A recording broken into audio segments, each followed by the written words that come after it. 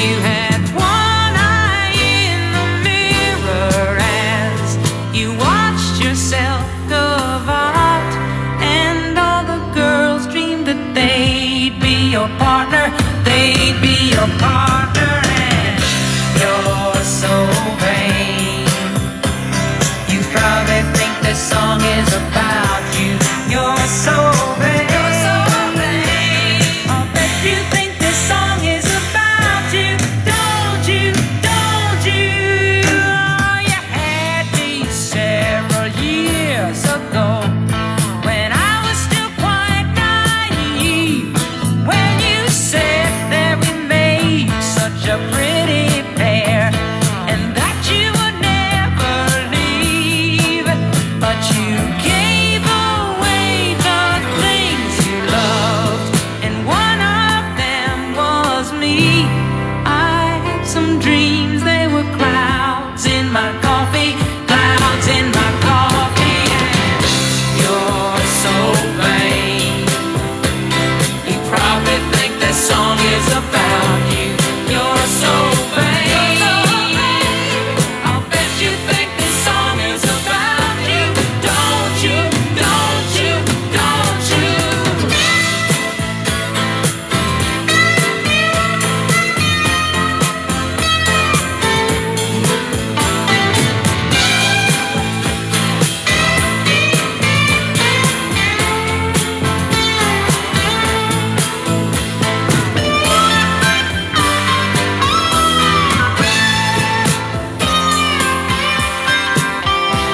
I had some dreams, they were clouds in my coffee, clouds in my coffee, and you're so vain.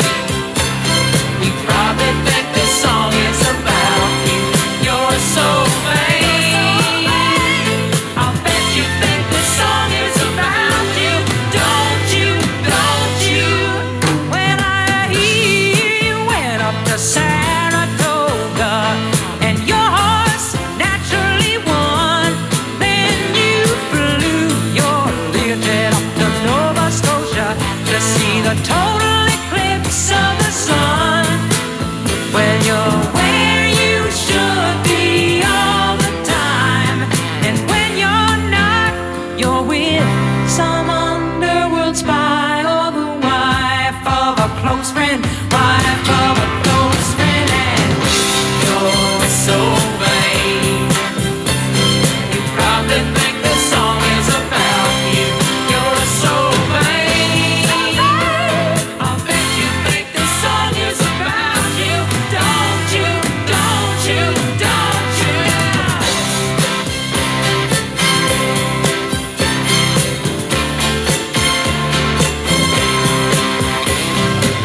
You're so vain. You probably think this song is about you. You're so vain. You probably think this song is about you. You're so vain. Hey. Okay.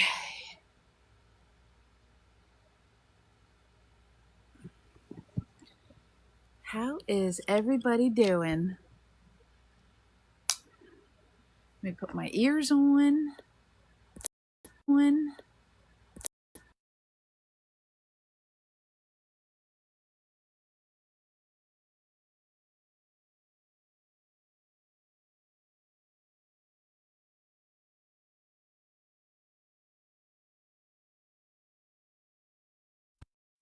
Hi. Can you guys hear me well? Hey, Pam. Hi, Lenny. Hey, Mayo. Hi, Mimi. Hi, Magda. Hi, Tracy with an I. Hello, Miss Laura May. I'm scrolling up to see who else is here. Hi, Wimberly. Bedtime story time. That's right. Hi, Ondi. So nice to see you. Hey, Spooky. Hi, Louise. Hi, Sandra. How is everybody? You guys, we are finishing this book tonight. But let's talk a little about current events before we do. There's a lot of stuff going on these messy, messy streets. And it's upsetting to me. I try not to really speak on too much stuff. Um, oh my goodness, I hope not. We can't find him?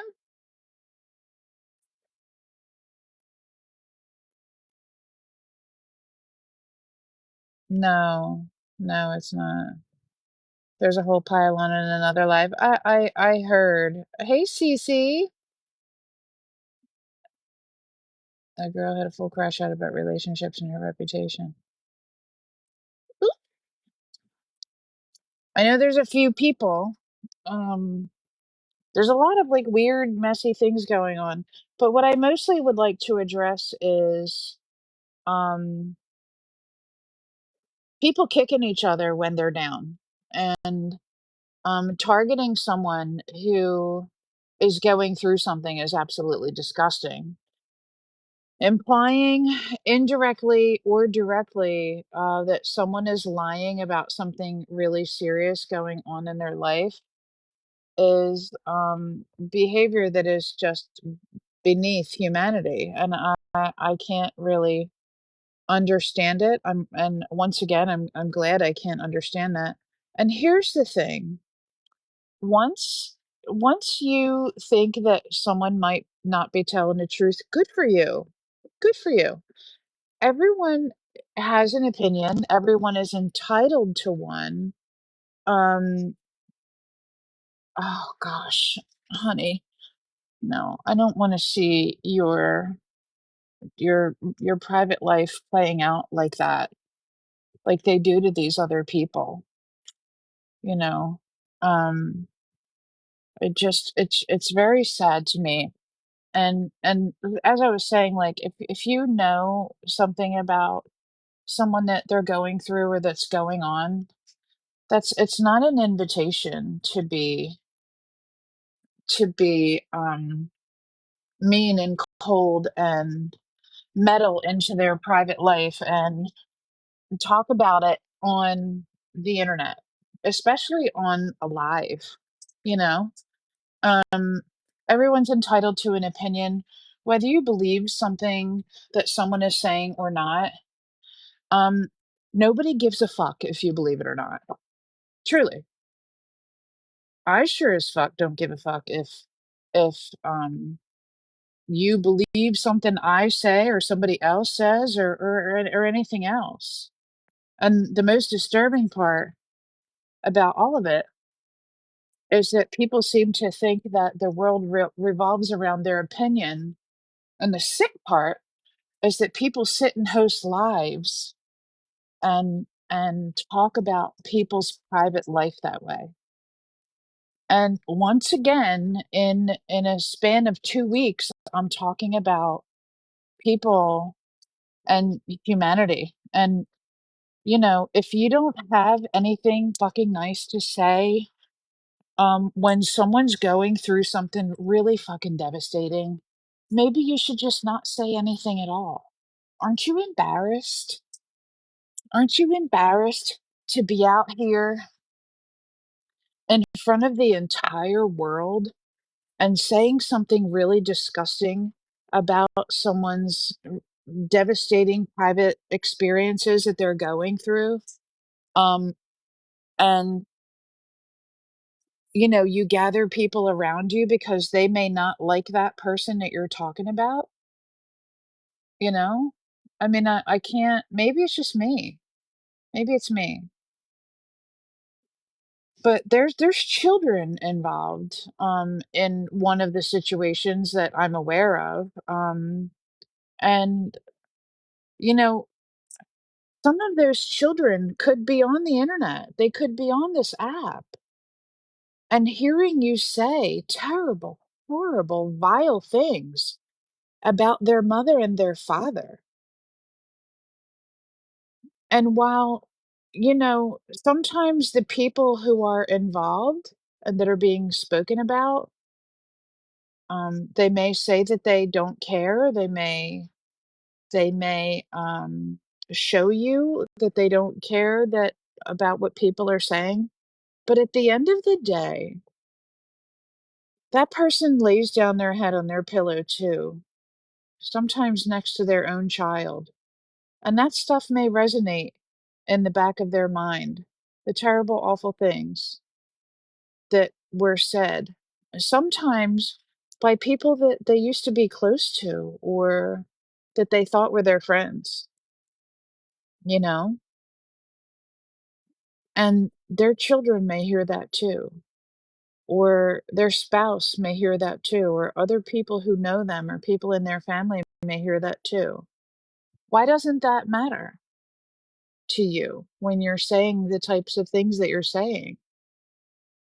I want to know the people who are saying terrible, awful things about a multitude of people and some really terrible experiences, be it a fallout with their spouse or struggles with addiction or domestic violence or um, someone may have an illness that's being questioned.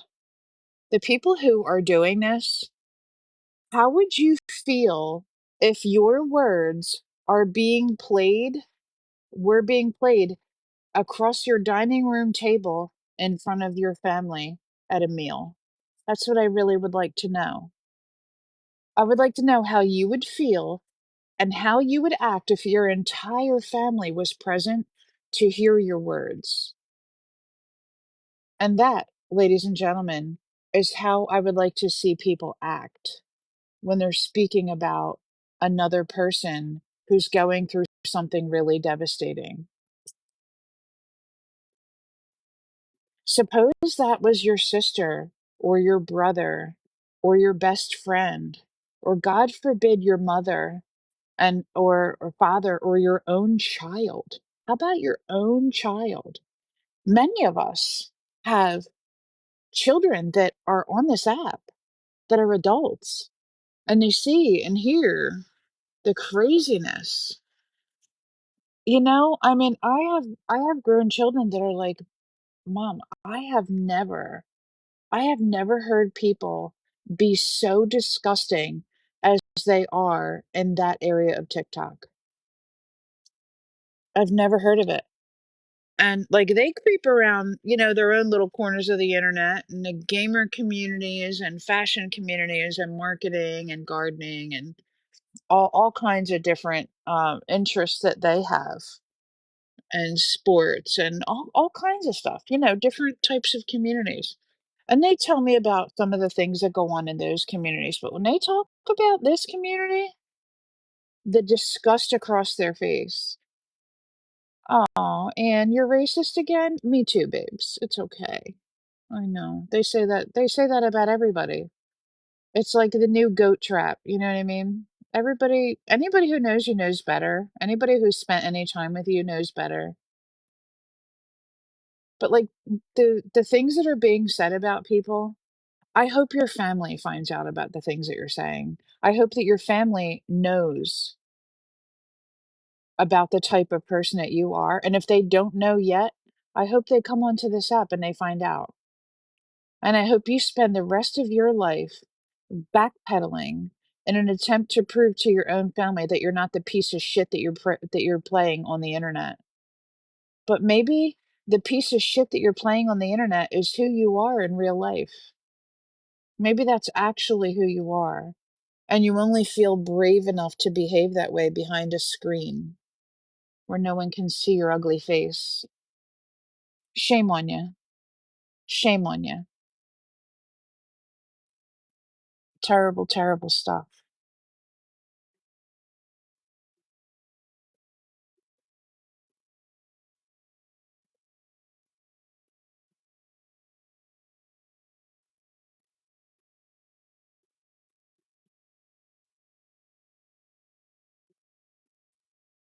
Saul's called you a racist? Jesus, Mary, and Joseph. Her of all people is calling anybody names. Yikes.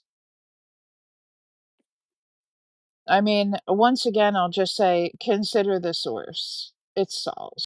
Who pays attention to her besides, the ilk? You know, whatever. Whatever, queen. Don't you sweat that fucking small shit. And I mean small shit. Um, hey, Sauls, for somebody who looks like you do, you might not want to talk too much shit. I mean, damn, you know? Say what you want about me, but I got that going for me. Period, poo.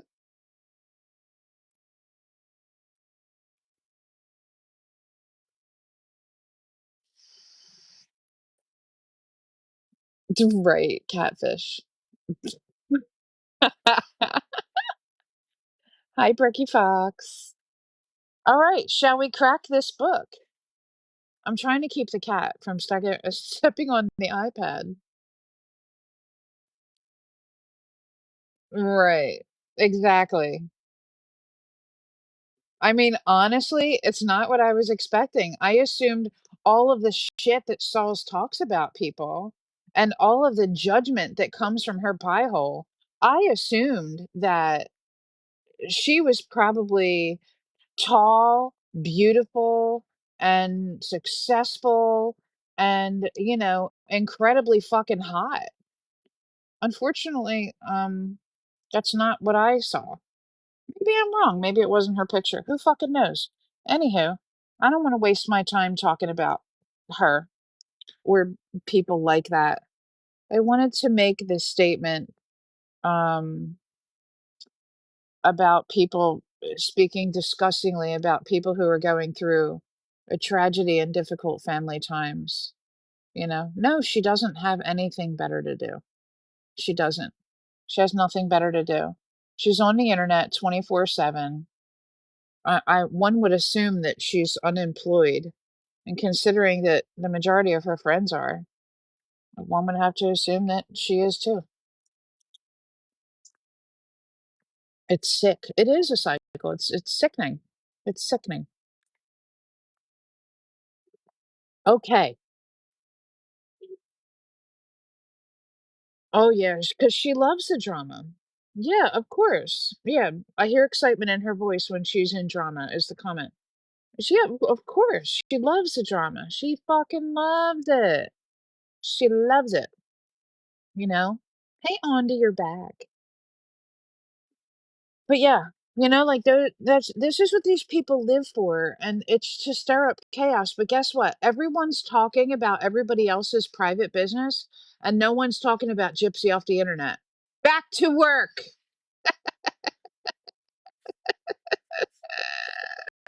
Isn't that what Gypsy said? Back to work. Local. All right, y'all. Let's get in on this book. We're finishing the book tonight. We're on chapter 31. Are y'all ready? Everybody ready? I know that some of you clap your hands and say, back to work. Get back to work. Let's go. Get back to work. I'm upsetting the dog. Hey, honey. No, don't sniff the screen. They don't want your wet nose on their faces. Let them go. You're so pretty. You're just a pretty little baby. Are you going to behave yourself tonight? The cat's not in the mood for any of your bullshit, so behave. And she's bigger than you, so chill out. Hi, Brittany. Brittany, you're not the problematic Brittany, are you? We don't do problematic in here. Oh, you'll take the puppy kisses? She's such a brat, Laura May. She really is. Oh, Magda. She's definitely a kisser, a big kisser. She's a miniature long-haired dachshund. And she's the sweetest little thing, but my God, she's also like an incorrigible child. She's something else. And she's a lapdog and a shoulder bird. Like she sits on your shoulder like a bird does. Why are you nibbling on my hand? I'm giving you hiney scratches. What's your problem? Stop being a weirdo. Oh my God, you're such a weirdo. Knock it off. Knock it off.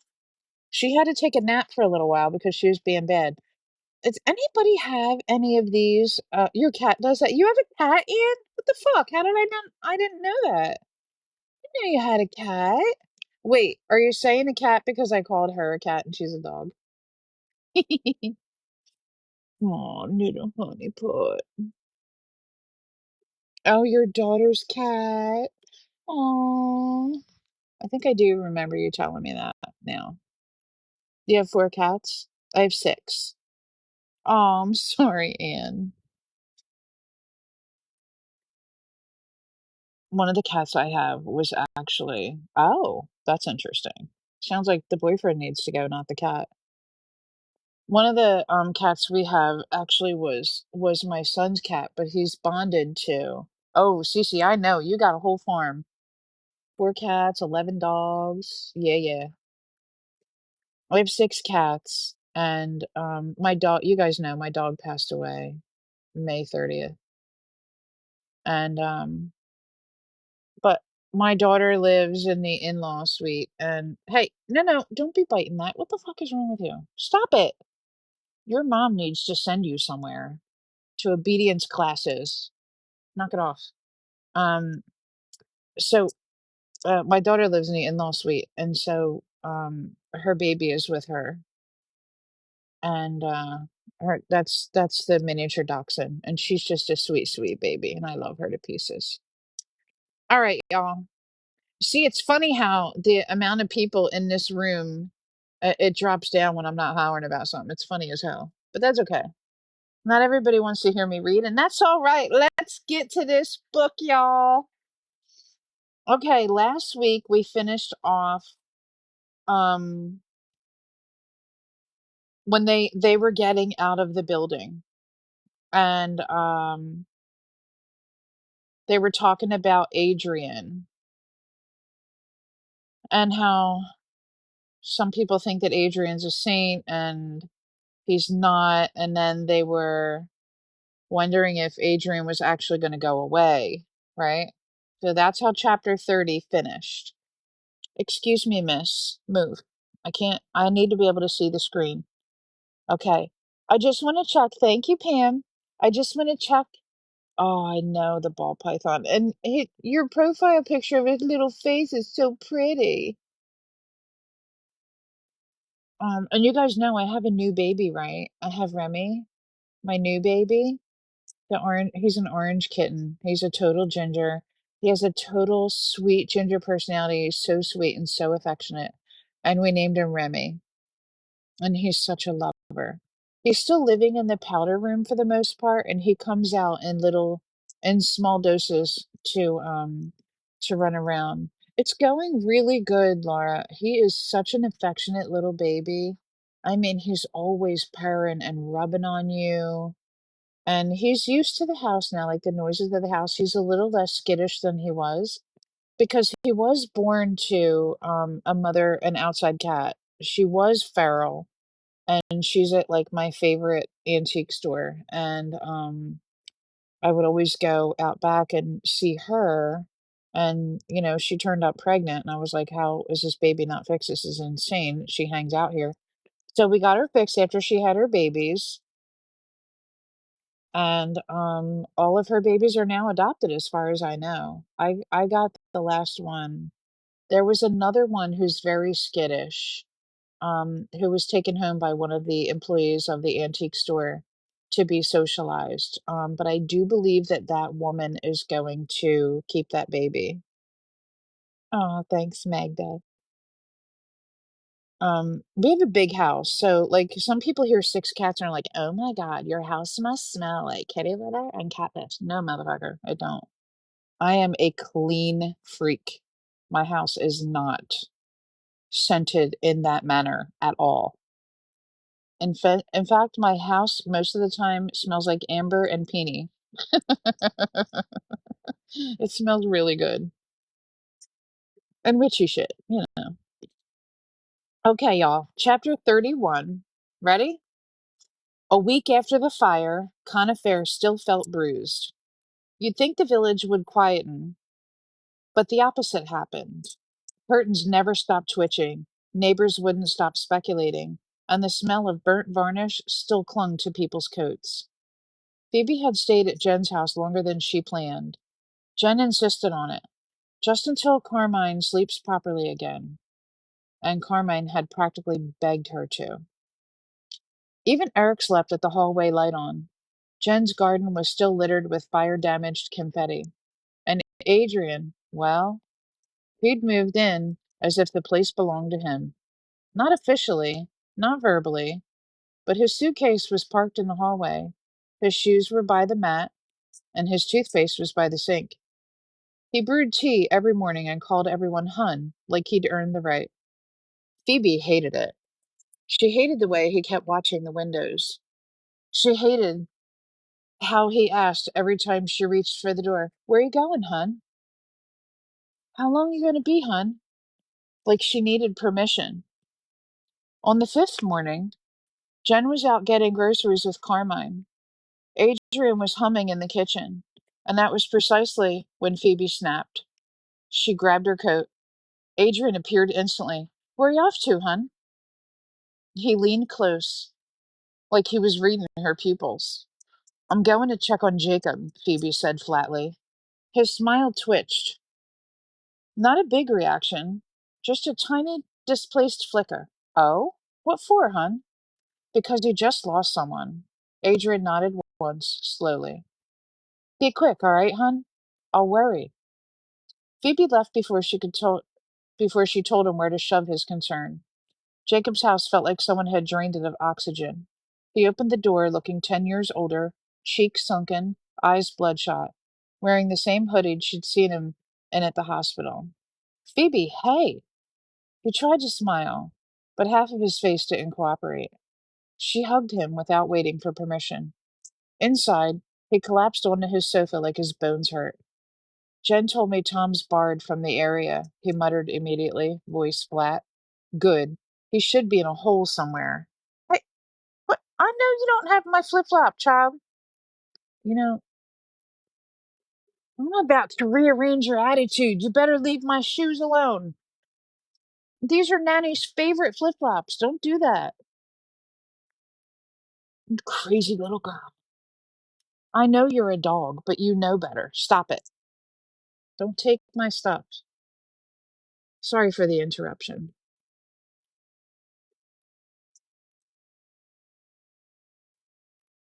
"Good. He should be in the hole somewhere. He ruined everything." Phoebe sat beside him. "I know. He lied about everything, Phoebe. Money, the van, the debts, all of it. Naomi told me something wasn't right with him weeks ago, and I didn't listen." His jaw clenched. "I hate him. I hate that he's still breathing and she's not." Phoebe didn't know what to say. She just listened. Jacob rubbed his face hard. "They told me at the hospital that she might have survived the tiles. Her skull fracture wasn't the cause." His voice wavered. "It was the smoke. The smoke finished the job." Phoebe felt sick. He whispered, "She was the best person I ever met." Phoebe nodded, and then realized she couldn't delay it any longer. "Jacob, I need to tell you something from that night." He looked up sharply, almost frightened. Phoebe swallowed. "It's about Adrian." Jacob's expression tightened. Phoebe forced the words out. "He leaned over Naomi after she fell, and he said something cruel. Something about her father." Jacob's whole body tensed. "What did he say?" "He said, 'You'll go to hell just like your old cripple father.'" Jacob stared at her like she'd slapped him. "What? Her father? Why would he? He never met her father." "I thought the same," Phoebe said quietly. "But he said it like he knew exactly who the man was." Jacob's face twisted with confusion and grief. "Naomi never talked about her dad. She only told me that he left their mum for someone else. That's it." "Did she leave anything? Messages? Photos?" Jacob hesitated, then rose and went to a drawer. "She hated showing old stuff," he muttered, pulling out Naomi's phone. "Didn't like talking about her childhood. Didn't like talking about her dad. She never let me look through her photos. I never asked." Phoebe watched as he unlocked the phone. He opened her photo gallery. The first saved picture wasn't recent. It looked scanned, older, color slightly faded. A girl maybe 7 or 8, Naomi, unmistakably. Her mother beside her, and an older man behind them, late 50s, gray at the sides, awkward smile, hand on her mother's shoulder. Phoebe leaned in. Is that her dad? She whispered. I I guess so, Jacob said softly. I've never seen him. She never showed me. Phoebe stared harder. She had no idea what Bernard looked like. She had no idea who this man was. She had no name to attach to the face. But the details hit her. His posture, his stiff expression, the way Naomi's mother leaned away slightly, and the fact that Adrian had spoken about him with venom. Phoebe whispered, Jacob. Naomi's dad left her family for another man, right? Jacob nodded. And Adrian? Adrian was married to an older man who died. Oh, shit. Jacob swallowed. But Naomi never mentioned Adrian. Not once. Phoebe's voice drifted to a frightened whisper. Maybe she didn't know who Adrian really was. But Adrian knew who she was. Jacob's face went pale. You're saying Naomi's father and Adrian's husband might have been the same person? Phoebe didn't answer. She didn't need to. Jacob's breathing became shallow. His expression turned sick. Oh my God, he whispered. Phoebe, we let him live with Jen. Phoebe's stomach twisted. She grabbed her coat. We need to go. Jacob stood shakily. Now? Yes, she said, voice trembling. We need to get Jen and the kids out of that house before anything else happens. You guys. Holy shit. Where is Liam? We need Liam. Holy shit. Okay. Chapter 32. Phoebe and Jacob were practically half running across the estate by the time Jen's house came into view. Jacob was breathing raggedly, clutching Naomi's phone in his pocket like it was a live grenade. Phoebe felt heat in her chest, panic, anger, dread, all choking her into silence. The house looked normal. The curtains were open, the lights were on, someone was boiling a kettle. But Phoebe's stomach sank because she recognized a silhouette standing inside the kitchen window. Adrian. He was watching the street. He stepped back the second he noticed them. Jacob muttered, Oh God, he knows we're here. Before Phoebe could reply, the front door swung open. Adrian stood in the doorway, bright as a sunflower, in one of his lime shirts, smiling wide, too wide. Well, there you are, hun. His eyes flicked from Phoebe to Jacob to Phoebe again, like scanning for lies. Didn't tell me you were going out for so long, honey. I've been worried sick. Phoebe felt her throat close. Jacob exhaled shortly and tried to step past Adrian, but Adrian blocked the doorway slightly. Not enough to look obvious, just enough to make Jacob hesitate. Oh, Adrian said suddenly with mock surprise. It's Jacob. Didn't expect to see you here, hun. You all right? Jacob answered flatly. Move, Adrian. Adrian's eyebrows shut up, wounded. Wow, bit aggressive? You know this isn't the time to start throwing little homophobic tantrums. Jacob froze, incredulous. Homophobic? What are you talking about? Mm. Adrian pursed his lips sympathetically. It's okay, hon. Not everyone is comfortable around gay men in stressful times. It's common. Phoebe snapped, Don't twist this. Adrian put a hand on his chest. Me? I'm just trying to be understanding, hon. Jacob's fist clenched. Phoebe pushed past Adrian before the situation exploded. Where's Jen? Adrian stepped inside, still smiling, that syrupy smile. Kitchen, hun, making sandwiches. She's exhausted. Phoebe walked in. Jacob followed. The kitchen smelled like toast and cheap candle spray. Jen looked up from the counter, startled. Phoebe? Jacob? What's going on? Phoebe didn't know where to start. Jacob blurted, We need to talk. We need to talk about Adrian. Where is the cat and the dog? Hold on, y'all. Okay, I found the dog. All is well. She's laying down. Crazy. Sorry.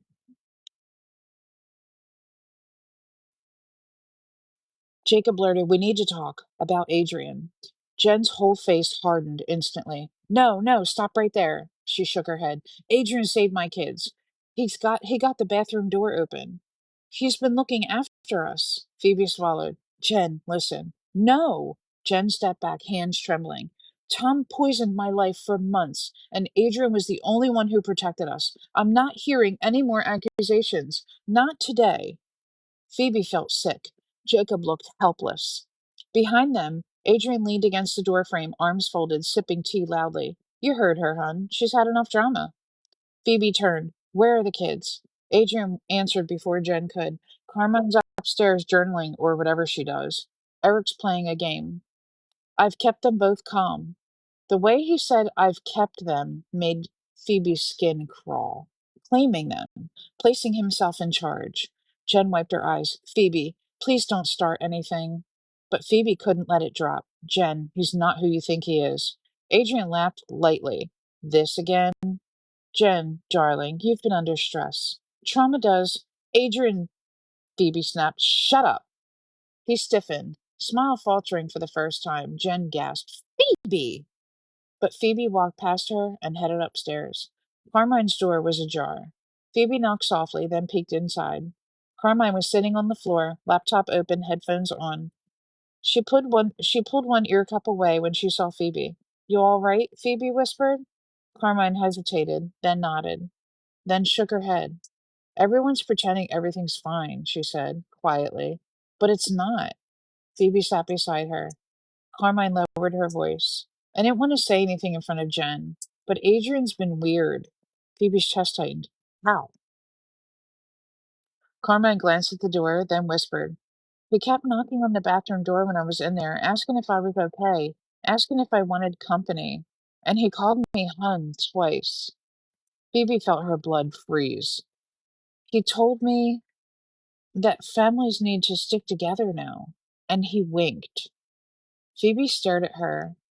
Carmine added, voice tiny, I told Mum, but she said he was just trying to bond. Phoebe swallowed hard. Have you seen him before? Before the wedding? Carmine frowned. No. Why? Nothing, Phoebe lied quickly. Carmine looked at her face with a small frown. You look scared. Phoebe forced a smile she didn't feel. I'm fine. I'm just tired. Carmine lowered her headphones. You don't have to lie, Auntie. Phoebe looked at her niece, 16 and sharp, too aware, and felt something twist painfully inside. I'll sort it, Phoebe whispered. I promise. Carmine nodded. Then Phoebe stood, heart pounding, and headed back downstairs. Adrian was waiting at the bottom of the steps, not smiling this time, just watching. Too close, too curious. Where have you been, hun? Phoebe didn't answer. He tilted his head slowly like a dog listening to a sound only it could hear. You didn't tell me you were going up there, hun. No warmth, no joking, just a barest edge of warning. Phoebe stepped past him into the kitchen. Adrian followed silently. Jen was wiping the same clean counter with a wet cloth, hands shaking. Jacob looked ready to explode. Adrian leaned against a wall, tapping his fingers lightly. So, he said softly, eyes glinting, what exactly did you tell Jacob, hun? And just like that, Phoebe felt the realization settle over her like ice. Adrian knew far, far more than anyone realized, and he wasn't going anywhere. Let me tell you something. If I'm in my sister's house and some grown motherfucker tells me that I didn't tell him where I was going in that house to talk to my niece and then tell me I was there too long and I didn't say, I want you to imagine to yourself what would happen. All right, chapter 33. Adrian leaned against the wall, still tapping his fingers. Each tap felt like a silent dare. So he murmured, eyes glinting, what exactly did you tell Jacob, hun? Phoebe didn't answer. She didn't need to. Something in Adrian's tone told her he already knew. Something in her gut told her he always knew more than anyone else in the room. And just as that cold realization settled in her bones, thud, thud, thud, 3 knocks, then 2 more, hard and urgent. Adrian's eyes flicked toward the front door, and the softness on his face tightened, just a fraction, just enough to show irritation. Phoebe knew who it was. She messaged them a half an hour ago, hands shaking so badly she misspelled her own name. Before Adrian could move, the door flew open. Noah Hartley stumbled inside first, cheeks red from running, hair all over the place, breathing hard. Aria followed, clutching a thick leather photo book to her chest like a weapon. Jen rushed forward. Mum? Dad? What? Aria didn't speak to her. She looked straight at Adrian. Her voice came out thin and shaking. No, not again. Not this time. Adrian blinked slowly, smile inching back into his lips. Aria, sweetheart, if you're here to stir up old. Aria slapped a photo book onto the table so hard the sound cracked the air. Sit down, Adrian. He didn't sit, but he stopped smiling. Noah braced both hands on the table, his whole body trembling with adrenaline. Aria, show them. Just show them. Jen looked lost. What is going on? Aria flipped open the photo book, pages shaking as she turned them, searching with frantic fingers until she found the sleeve she'd been hunting for. She slid out a faded photograph and placed it flat on the table.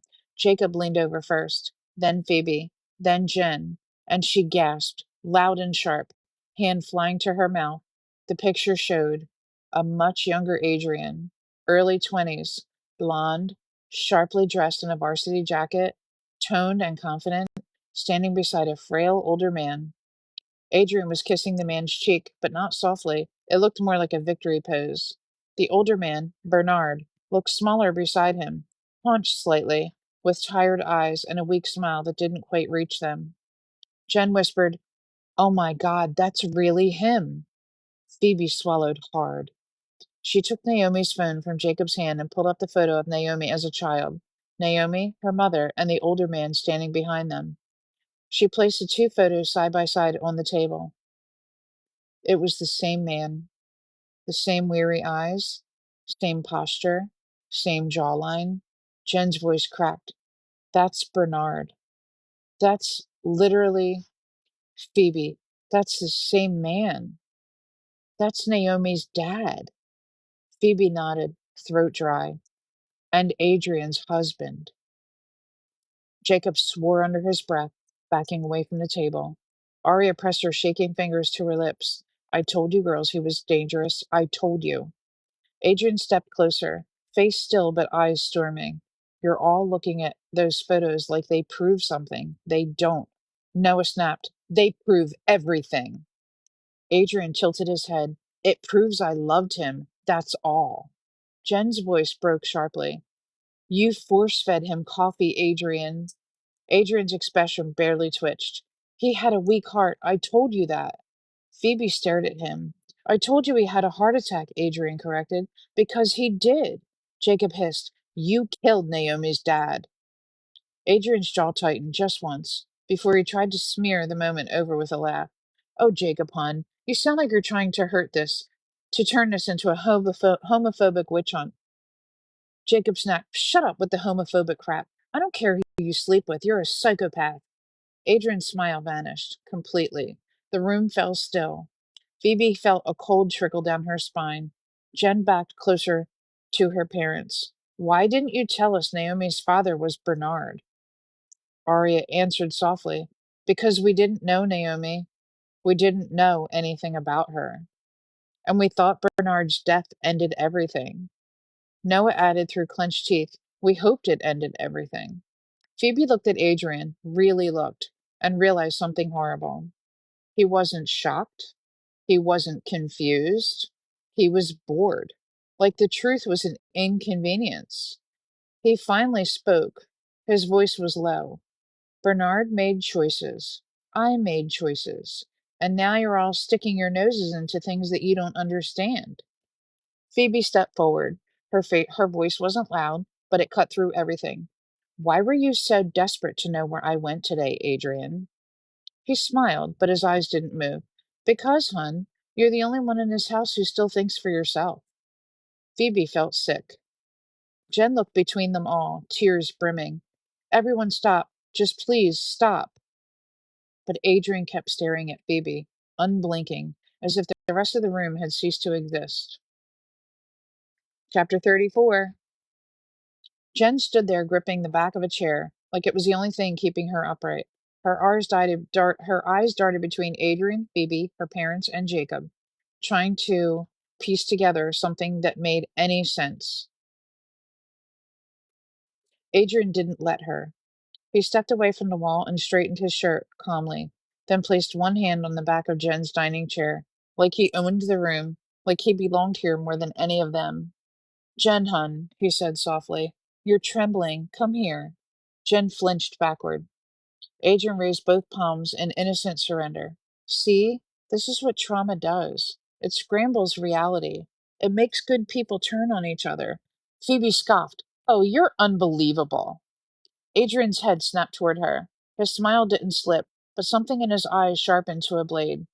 Phoebe, hun, you've always struggled under pressure, always running, always assuming the worst instead of asking. Jen blinked. What does that mean? Adrian answered before Phoebe could breathe. She's been spiraling, Jen. You know it. Drinking again, lashing out, saying people are after her. Phoebe stepped forward, chest burning. Don't you dare. But Adrian spoke over her, soothing and heavy like syrup.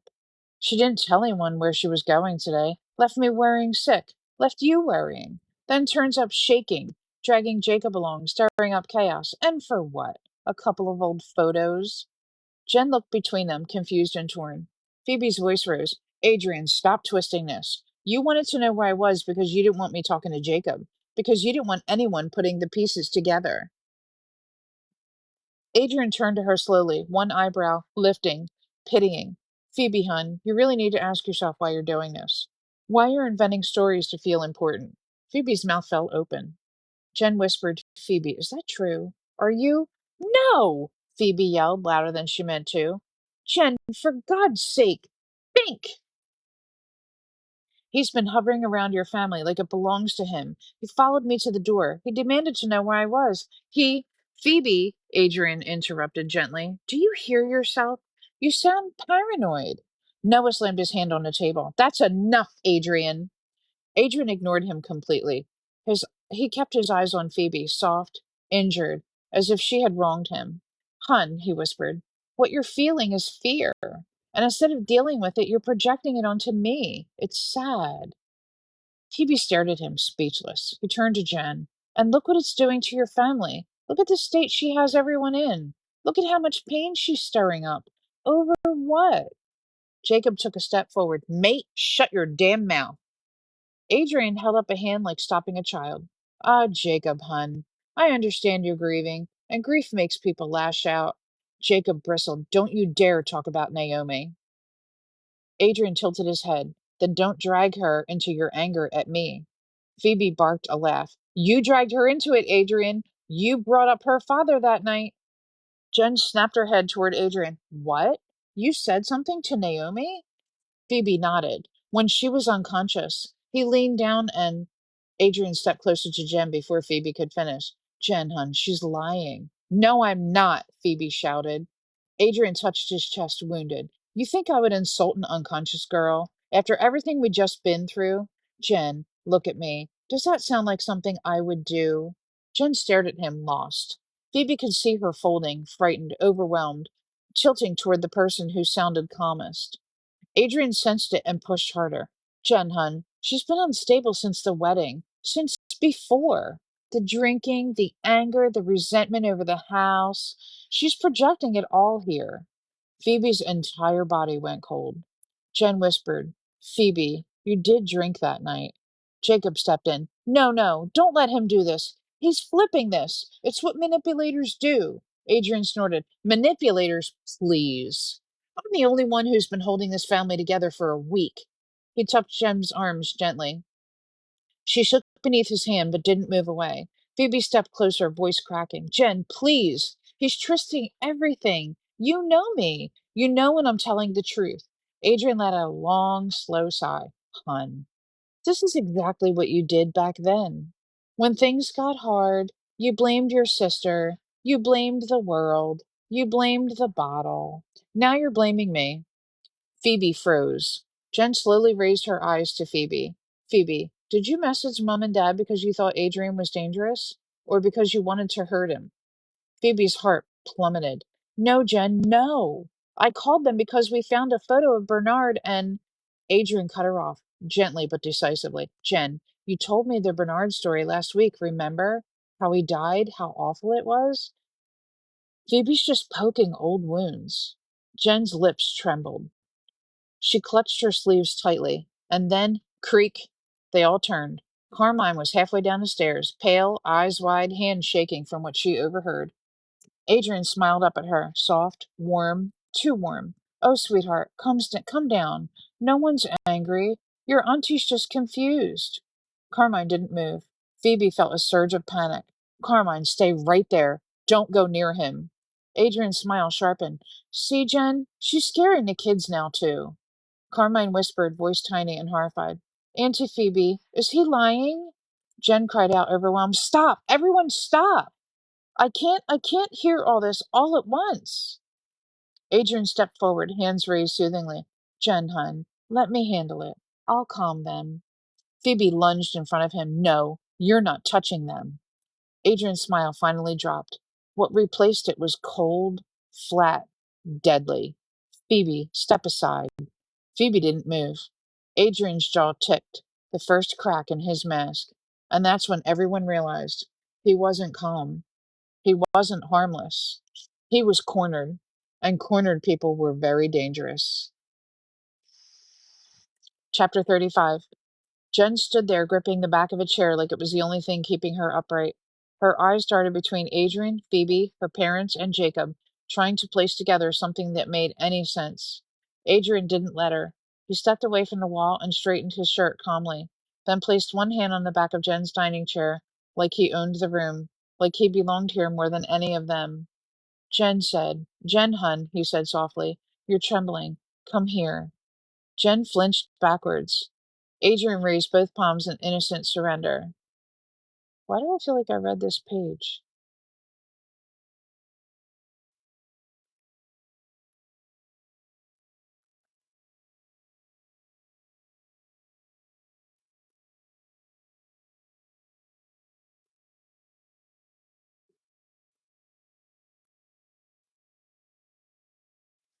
How did it go back a chapter?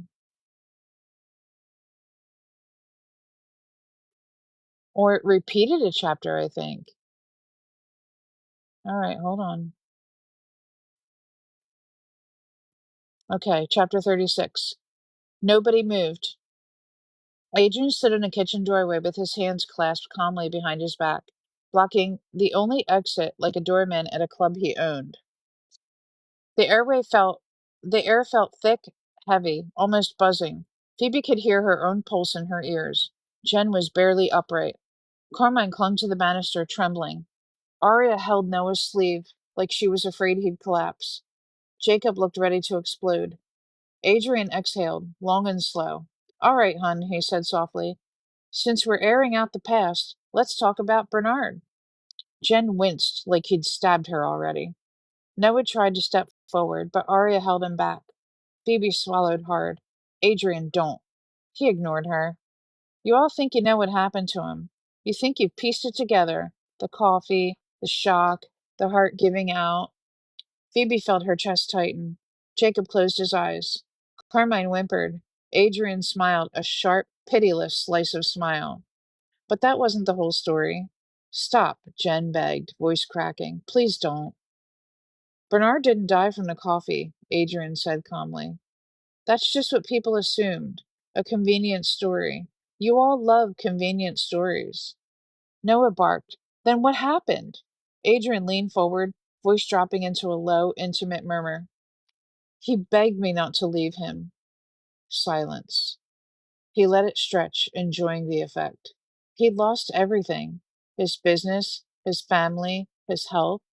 It was the only thing holding him together. That's what he told me, over and over. Until it wasn't a comfort anymore. He tilted his head. It was a burden. Jen covered her ears, whispering, Stop, stop, stop. Adrian kept going. So, yes, hun, I let him drink the coffee.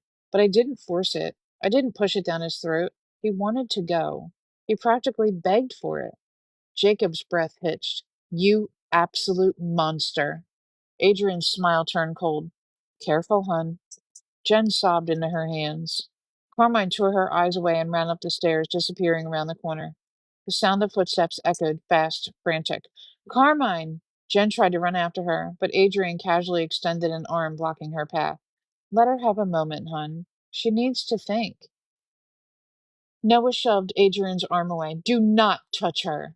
Jacob took one step, voice shaking violently. I swear to God, if you go near that girl. Adrian laughed. Actually laughed. Jacob, hun, you can't even protect yourself, let alone everyone else. And that was it. Jacob snapped. He lunged, full bodied, teeth gritted, grief fueled rage straight for Adrian. Noah tried to grab him, but only caught his sleeve. Adrian moved faster than anyone expected. He ducked sideways, and Jacob crashed into the counter. Phoebe screamed. Jen froze. Arya stumbled backward. Adrian's hand darted behind him, toward the block of knives on the counter. Phoebe's heart shredded in her chest. Adrian, don't! But his hand was already around the handle. He pulled one out with a slow, almost elegant motion, a long, sharp kitchen knife that caught the light like a piece of glass. He flipped it in his hand once, casually. Jacob froze mid-rise, eyes locked on the blade. Adrian's voice became soft again, horribly soft. You all need to calm down, hun. I'm only defending myself. Phoebe felt her knees wobble. Put it down, she breathed. Adrian, please. He tilted the knife toward her, not threatening, almost indulgent. Phoebe, hun, you're the last person I want to hurt. Jen sobbed harder. Adrian, this is insane. He turned slowly to face her. You think I'm the danger? You think you didn't play a part in all this? His voice sharpened suddenly. Your partner was smuggling drugs under your roof. Your children were in danger every day, and you never saw it. You let him lie. You let him steal. You let him turn your family into a joke. Jen staggered backward. No one moved in front of her. Adrian's eyes softened again. And now I'm the villain, hun. Funny, isn't it? Phoebe felt something shift. He was slipping, completely slipping. Then faintly, they all heard something upstairs. A door slam, a window latch, maybe footsteps. Carmine. Adrian's head turned slightly toward the sound, his knife lifting. A fraction. And that tiny movement, that single glance, was enough for Jacob to lunge again. This time, Noah grabbed Jacob hard, pulling him back, but Adrian still reacted. He swung the blade up, not at Jacob, but toward the stairs, toward the sound Carmine made. Phoebe screamed, No! Excuse me. Phoebe screamed, No! And everyone in the room knew, with a sickening certainty, that the next move Adrian made would decide everything. Chapter 37. The second Adrian's eyes flicked toward the sound upstairs, his whole body shifted. Something animal snapped through him, sharp, instinctive, and predatory. Carmine was trying to escape, and he knew it. He lunged for the stairs. Phoebe didn't think, she didn't plan, she moved. She threw herself in front of him, arms spread, blocking the bottom step just as Adrian swung the knife up. Get away from her, she screamed. He didn't hesitate, not for a breath, not for a heartbeat. Adrian plunged the knife forward. Phoebe felt it hit before she saw it. A hot punch beneath her ribs. Holy fuck, y'all. A hot punch beneath her ribs. Sickening, electric. For one horrifying second, she didn't understand why her vision blurred. Then she looked down and saw the handle sticking out of her own side. Jen shrieked. Arya screamed. Jacob shouted something incoherent as Noah grabbed the back of Adrian's shirt, yanking him away before he could push the blade deeper. Phoebe staggered backward, hands slapping against the wall, warmth flooding her dress. Her legs buckled, but she stayed upright enough through sheer stubborn instinct. Adrian didn't look sorry. He didn't look shocked. He looked liberated, like he'd finally done the thing he'd been holding back from for years. Noah saw that expression, and something in him snapped. He didn't shout, he didn't warn, he didn't think. He grabbed the heaviest cast iron frying pan from the stove and swung it with his whole body, slamming it across Adrian's head with a brutal, ringing crack. Adrian's knees buckled. He dropped to one hand, dazed, dizzy, jaw slack. His life was still in Phoebe. I'm sorry, the knife was still in Phoebe. Honey, stop. Noah raised the pan again for another blow. Adrian moved like a feral animal. He launched himself upward with a snarl, an actual snarl, grabbing Noah by the throat and slamming him into the counter so hard the spice rack crashed to the floor. Noah choked, clawing at Adrian's fingers. Jen screamed and tried to pull Adrian off, but Adrian's elbow jerked backward, smashing her straight in the cheek and sending her sprawling into a chair. Jacob rushed forward, grabbing Adrian's shoulder. Adrian twisted, slamming his head backward toward into Jacob's face, cracking his nose instantly. Blood sprayed across the floor.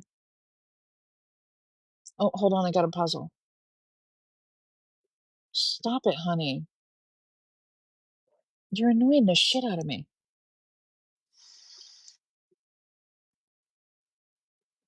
Aria tried to use her body weight to pull Adrian back. He threw her off like she weighed nothing. She hit the fridge, sliding onto the floor with a sob. Adrian turned back to Noah, tightening his grip. Noah's face reddened, eyes bulging, fingers slipping. Phoebe, barely conscious, slid down the wall. Her vision pulsed back at the edges. She could feel her heartbeat in the wound, each pulse sending another wave of wet warmth down her side. Her hand brushed the knife. Her hand brushed the knife hilt, still lodged in her body. She choked on a breath. She could faint. She could die. She could let someone else handle this. But Carmine was upstairs. Jem was on the floor. Noah was seconds from suffocating. She pressed her palm against the wall, pushing herself upright inch by inch until her vision steadied enough to see Adrian's back. Her hand wrapped around the knife handle. Pain lit up her ribs like fire. She pulled. It wasn't clean. It wasn't elegant. The blade scraped, tore, and slid free with a wet sound that made her stomach flip. She almost collapsed. She gripped the counter with her free hand until the blackout receded. Adrian didn't notice. He was too focused on Noah. His fingers tightened. Noah's lips turned blue. Phoebe didn't give herself time to think. She staggered forward, lifted her arm, and with the last strength she had, dragged the blade across the side of Adrian's neck in one hard, tearing motion. Everything stopped. Adrian froze, hands still around Noah's throat. A horrible, primal sound escaped him, half gasp, half snarl, as he reached weakly for the wound, eyes wide with a shock. Blood spurted between his fingers. He turned slowly, disbelieving, toward Phoebe. She stood there trembling, covered in her own blood, his blood, and tears streaking down her face with pale lips. He tried to speak, but nothing came out. Jacob shoved him backward instinctively, and Adrian staggered, hands slipping through the blood pooling across his collarbone. He fell to his knees, then onto his back. Then still. The only sound in the room was the dripping. Phoebe wavered. The knife clattered from her hand. Jen crawled across the floor, grabbing Phoebe before she hit the tiles. No, no, no, Phoebe, stay with me, stay with me. Noah collapsed against a wall, coughing violently, clutching his bruised throat. Arya knelt beside Jacob, who was still pressing tissues to his broken nose. Phoebe sagged into Jen's arms, eyes rolling, vision fading in and out like a bad signal. She looked at Adrian's body, still, silent, blood pooling around him. She whispered, voice shredded. He was going upstairs. He wanted Carmine. Jen cried harder, stroking Phoebe's hair. I know, I know. It's over now. It's over, sweetheart. Stay with me. Please, stay. Phoebe's eyes fluttered. Jacob grabbed towels from the drawer, pressing them hard against Phoebe's wound. Noah crawled toward them despite the pain, holding Phoebe's hand with one of his. Don't you dare leave, Noah rasped. Not now, not after everything. Carmine burst from the landing upstairs, screaming for her mother, face streaked with tears. Jen shouted for her to stay back, but Carmine ran down anyway, collapsing beside Phoebe, sobbing uncontrollably. The entire Hartley family, bruised, bloodied, shaking, surrounded Phoebe as sirens screamed in the distance, growing louder. Stay awake, Jen begged. Stay awake. Phoebe's head tipped back. Her vision darkened. Her last thought was simple, small, exhausted. At least he can't hurt any of them now. And then she let go. Y'all. Okay, okay, Hannah. This is crazy. Thank you for the gifts. I appreciate it. Thank you, Hannah. This is crazy. Chapter 38. Phoebe didn't remember collapsing, but she remembered the cold. Not the room, her body. It felt hollowed out, drained, like something was leaking straight out of her soul and pulling onto Jen's kitchen tiles. Jen's voice was a muffled scream somewhere above her. Noah's hands were shaking violently as he kept pressure on the wound. Arya was sobbing so hard, she hiccuped between breaths. Carmine was on the floor beside her, her hands hovering over Phoebe, but too terrified to touch her. Everything spun. The sirens in the distance sounded like they were underwater. Jen suddenly tore herself away, practically slamming into cupboards as she rummaged, knocking pots and packets to the floor until she found what she needed, a half-full jug of water and a tin of emergency glucose tablets she kept for the kids. No, Jen, don't make her swallow. She's bleeding, Arya panicked. She's passing out. Jen cried, voice shaking. She's going. Phoebe's lips were pale and dry. Her eyelids fluttered like someone trying to stay awake during a storm. Jen pushed Noah's hand aside for 1 second, just one, tilting Phoebe's chin and pouring a tiny amount of water onto her tongue. Open your mouth, Phoebes. Breathe, please. Phoebe coughed weakly, choking on the water, but her eyes flickered open, barely, just enough. Jen grabbed an orange glucose tablet, snapped it in half, and practically shoved it against Phoebe's teeth. Put it under her tongue, Noah rasped, still struggling to breathe. Don't make her swallow. Under her tongue. Quick, quick. Jen slid it under, carefully, her hands trembling violently. The sugar hit fast. Not enough to fix anything, but enough to jolt the dying woman back from the brink. Phoebe blinked. A tiny sound escaped her throat, a whimper. Alive. Thank God, Phoebe. Sweetheart, stay with me. Jen sobbed, her forehead pressed against Phoebe. Carmine clung to Jen's arm, crying so loudly she shook. Mum, she's dying, she's dying. She's not dying, Jen shouted back, her voice raw and terrified. She's not, Carmine, she's not. Arya grabbed Carmine, hugging her so tightly the girl almost disappeared in her arms. Jacob stumbled in with towels, still bleeding from his nose, and threw himself on the floor beside Noah.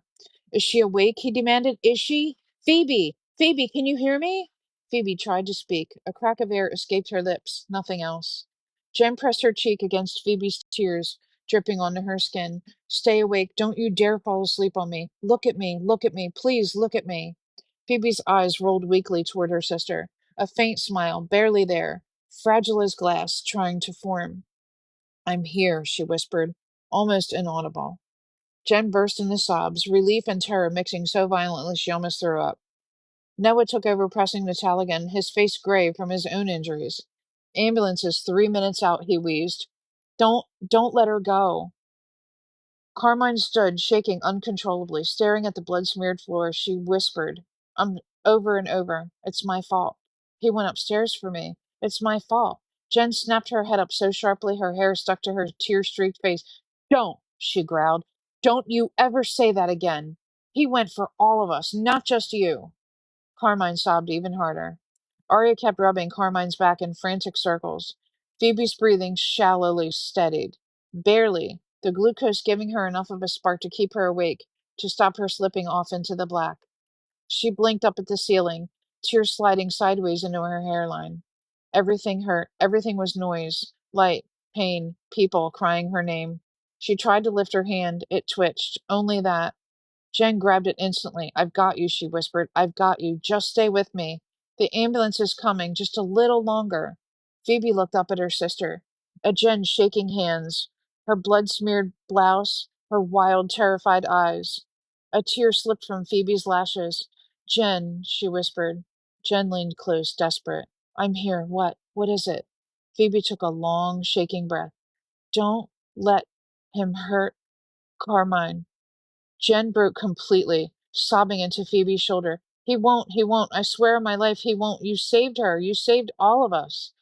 The distant sirens finally screeched to a full halt outside. Boots hit the pavement, voices shouted, neighbors screamed. Then 5 paramedics burst through the door. Jacob stumbled back. Noah crawled aside. Jen refused to move until they lifted Phoebe from her arms. They slid Phoebe onto a stretcher, cutting open part of her dress, checking the wound, shouting instructions Phoebe couldn't fully hear. The room blurred again. As they carried her toward the waiting ambulance, Phoebe lifted her hand just enough to reach for Jen. Jen grabbed it and walked beside her until they had to separate. Stay with me, she yelled after her sister as the door shut. Phoebe, stay with me. I'll be right behind you. Phoebe smiled, weak, fading, but real. For the first time in years, it wasn't a bitter, smug smile. It was soft and relieved. The ambulance then pulled away, blue lights watching over their blood-soaked faces, and Jen collapsed into Noah's arms, sobbing uncontrollably as the rain began to fall. Chapter 39. The day Phoebe finally left Conifer, the wind smelled clean. Not of smoke, or scorched wood, or the sticky sweet chemicals that clung to everything in the aftermath. Just air, real air, her own air. She stood on the pavement outside Jen's house, holding a wrapped bandage to her side and a clearance bag of clothes in her hand, feeling strangely weightless. Jacob was the one who drove her home. He didn't talk much during the drive, just kept glancing over at her, like he still wasn't convinced that she was alive. When they pulled up outside her flat, he blinked at it like it was the final twist to a horror film. Jesus Christ, Phoebe. I didn't realize it was this bad. Phoebe shrugged lightly, holding her ribs. It was worse before, she said. Not as an excuse, just as a fact. They walked inside. The air was stale, the carpet worn thin. The walls still had fingerprints of old neglect. Her banister, detached months ago, was lying in the back garden, damp and forgotten like a spare limb. A dozen small tragedies, all stacked neatly in the quiet. Jacob didn't pity her. He got angry. At Jen? Phoebe asked, leaning against the kitchen counter. No, Jacob said darkly, surveying everything. At everyone who let you end up like this. Phoebe didn't answer. She didn't need to. Something had changed inside her in Conifer, something she hadn't yet named. The hospital staff had called it a trauma reaction. Noah called it a miracle. Jen said it was survival instinct, but Phoebe felt it was simpler. She didn't want to die. Not anymore.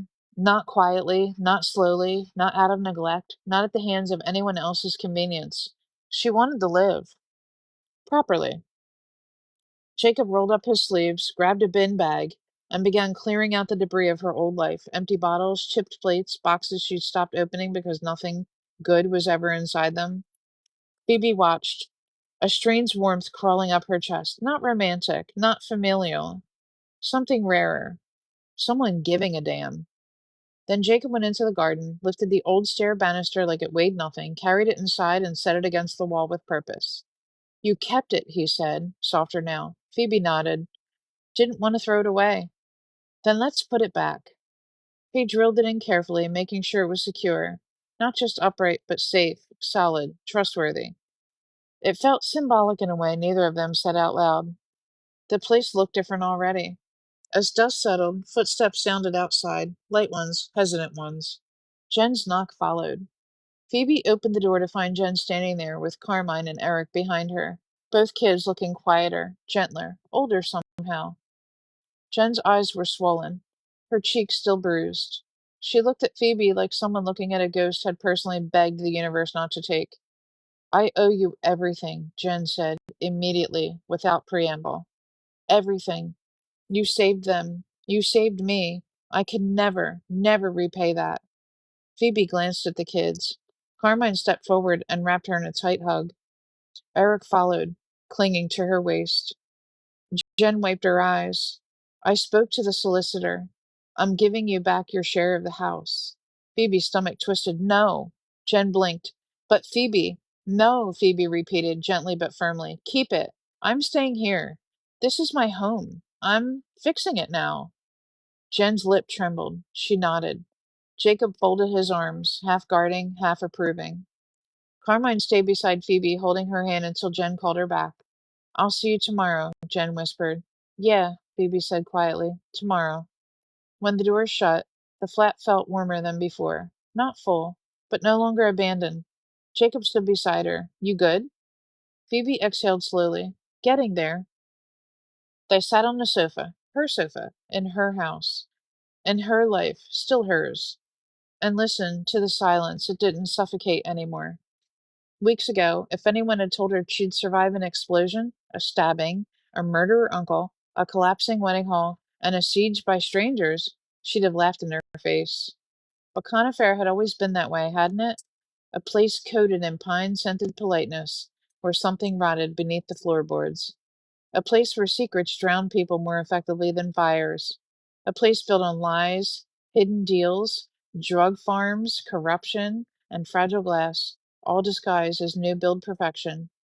Everyone thought the real story of Conifair was the hidden drug operation. But standing there, looking at the new banister fixed beside the stairs, feeling Jacob's quiet, steady presence, excuse me, I'm yawning, hearing the quiet hum of her flat, Phoebe realized the truth. The real story was far smaller, far closer, far messier. Not the crime, not the haul, not the cartel, not the explosion. It was the family tangled in all of it.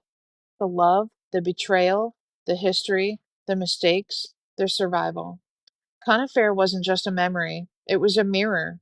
And Phoebe Hartley was finally stepping out of its reflection and into her own life for the first time in years. If you want, Jacob said, we can start on the bedroom next.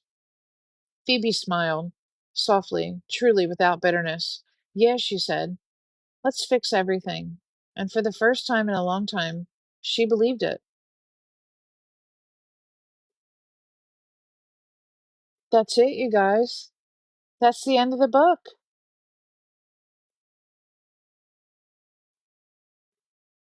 Holy moly. That's it, y'all. That's the end. What a book. I'm glad Phoebe lived. I didn't think she was going to, though. Oh, I wish Liam was here with us, you guys. Oh, you're welcome. You're welcome. Oh, you did, Joyful? Where were you? Oh, honey, that's okay. I'm sorry for you, though. Oh, Laura, I'm so sorry. I never knew that you requested. We read Conifair, Joyful. It's Liam Bossonet's favorite book that he wrote, aside from You're welcome, Cece. Oh, I'm glad you're spending time with family. That's a good reason to miss a book. Yeah, for sure. So we reached the end, y'all, and it was so good. You guys, how did you feel about the ending? What did you think was going to happen versus what did happen? I didn't think Phoebe was going to make it. And for some reason, when it was all going on and it was happening so fast, I didn't think Jen was going to make it either. And I kind of felt like it was going to be some sick, twisted shit. Oh, you're welcome, Lone Star. I know. Me too, Magda. I was scared. First, in the back of my mind, I was like, don't let him like take the life of both of these two and then him end up with the kids. Like that would be insane. Like in other words, I mean like taking off with the kids, like taking their lives and then just peacing out with the kids. I'm like, oh man. I know, I thought that was it for her too.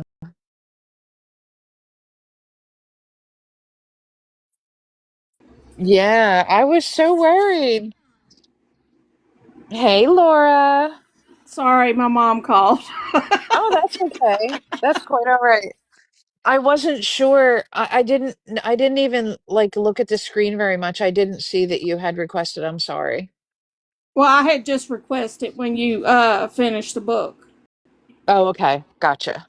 Yeah, W- because I knew w- you wasn't looking at the screen, so I was like, I'll just wait till it's over with. So, How did you feel about the ending?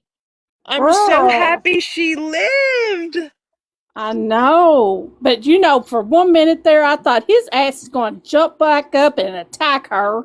I know. I know. I was so worried. Oh my God, I was worried. I know it's the middle of the night for Liam, but I wish he was here. Did you see my message in the chat? I said, "Honey's trying to take him down."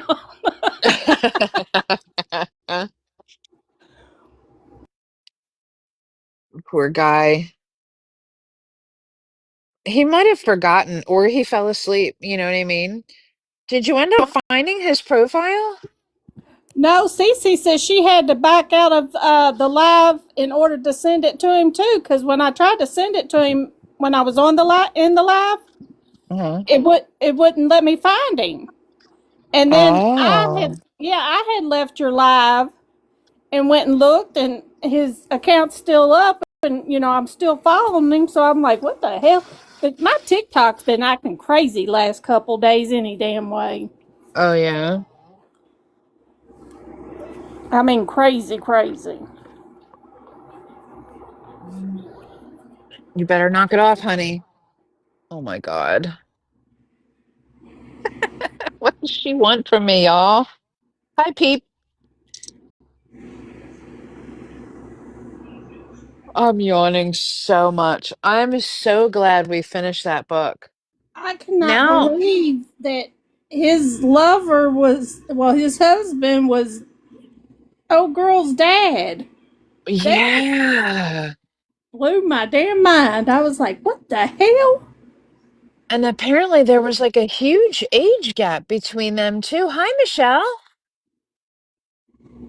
How you doing, girl? There was a big age gap between them too, I guess, the way he was described.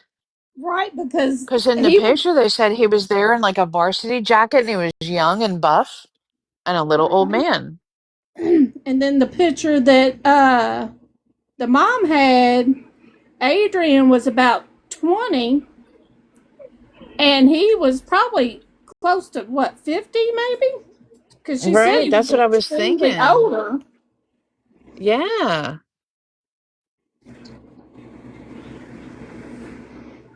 That is crazy, crazy.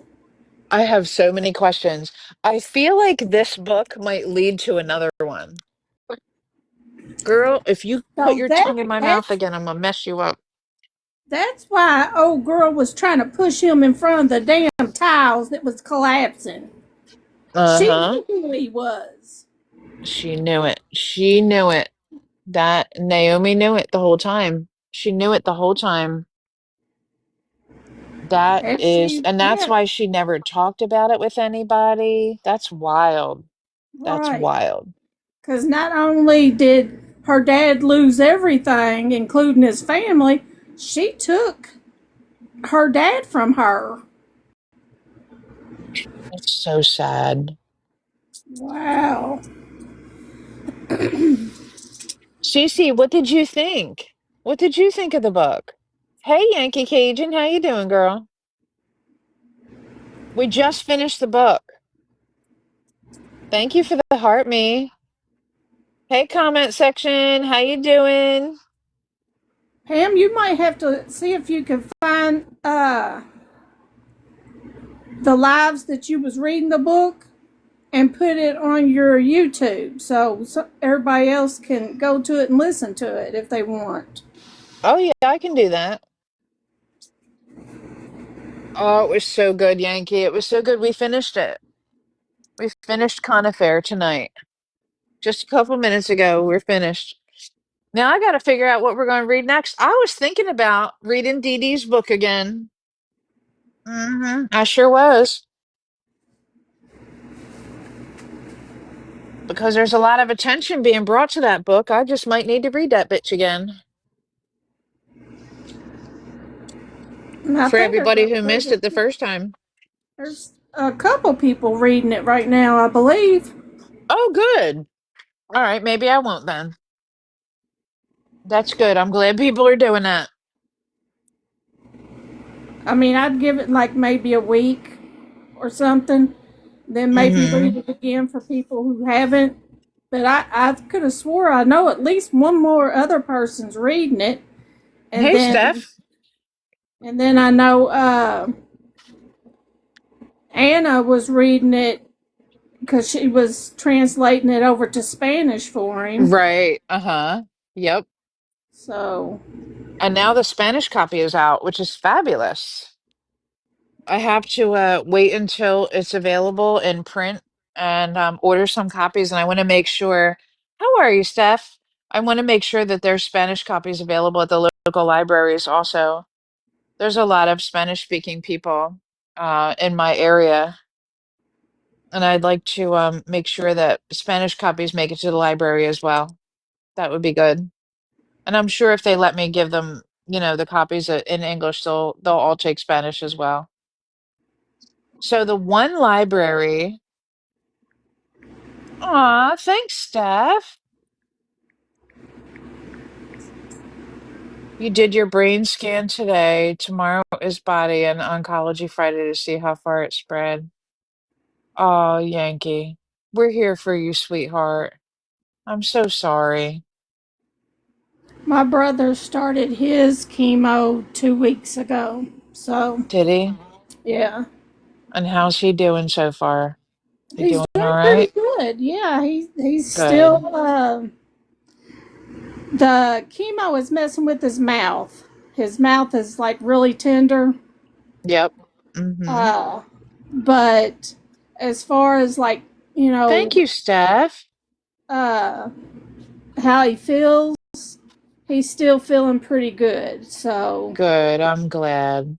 the doctor did prescribe him some of that some kind of mouthwash to help his mouth because Yeah. everything else is tearing his mouth up.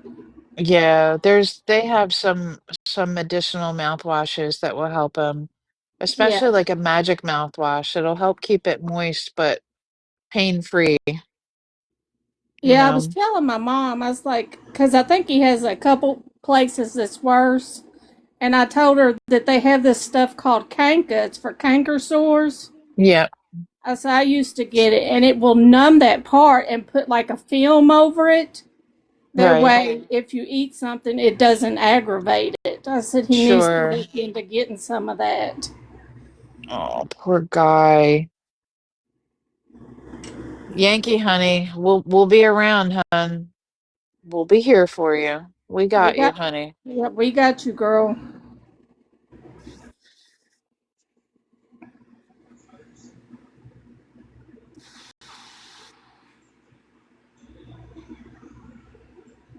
Yeah, that book is still going through my damn mind. It's just, I I'm like, know. My oh mind my. is all over the place because I had no idea what the possibilities were for the end, you know? You know, I wouldn't have thought that he would have went after the girl though. That kind of blew my mind that he was going to go attack that little girl. I was so worried. I really was. Hi, Mary.